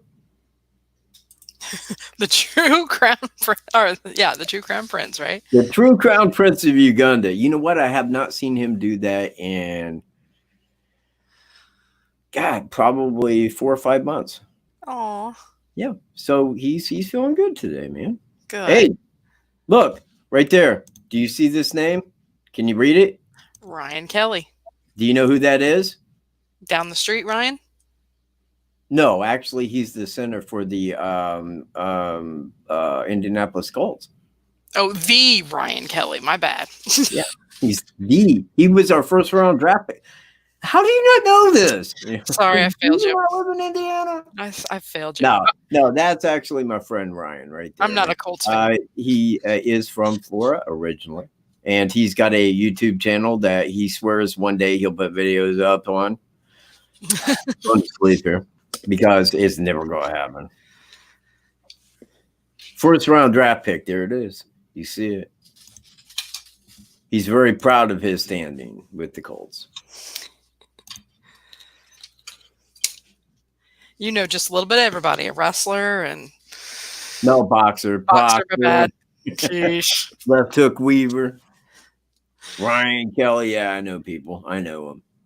They're not who you think they are, but I know them. See, Sue says, didn't Ellie go to local stores and ask about knife sales? Exactly. Because why would you bring a knife in its box? And I'm thinking like a kitchen knife, so I don't even know if that's what it is or not. You know, I wouldn't think so. Wouldn't think so either. I wouldn't. I would think that he would have like, you know, a special type knife for that. I mean, I would assume. I mean, if I was going to go kill somebody, I wouldn't grab like a steak knife. Right. See where I'm at? You would have like a knife where it's sharpened and you say, like, I can do some shit with this. This is going to do what the damage needed. I don't think anybody would piss around there. But again, I'm not a serial killer or a sadist or a madman currently. Currently. Not right now, I'm not. But put me in a room with the Cunningham, and that shit might change a bit. We'll find out. We'll find out when video becomes available, won't we?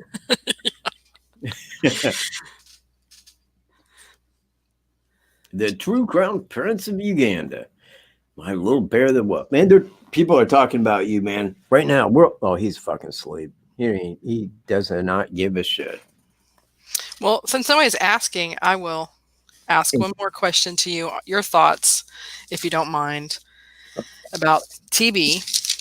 Me? Mm-hmm. Okay. Sadist, we already talked about. Yeah. We didn't really get too much into brutality just for the sake of it. But do you feel like some of his do you feel like all of his crimes revolve around that date of 13? Do you think No. Okay. No.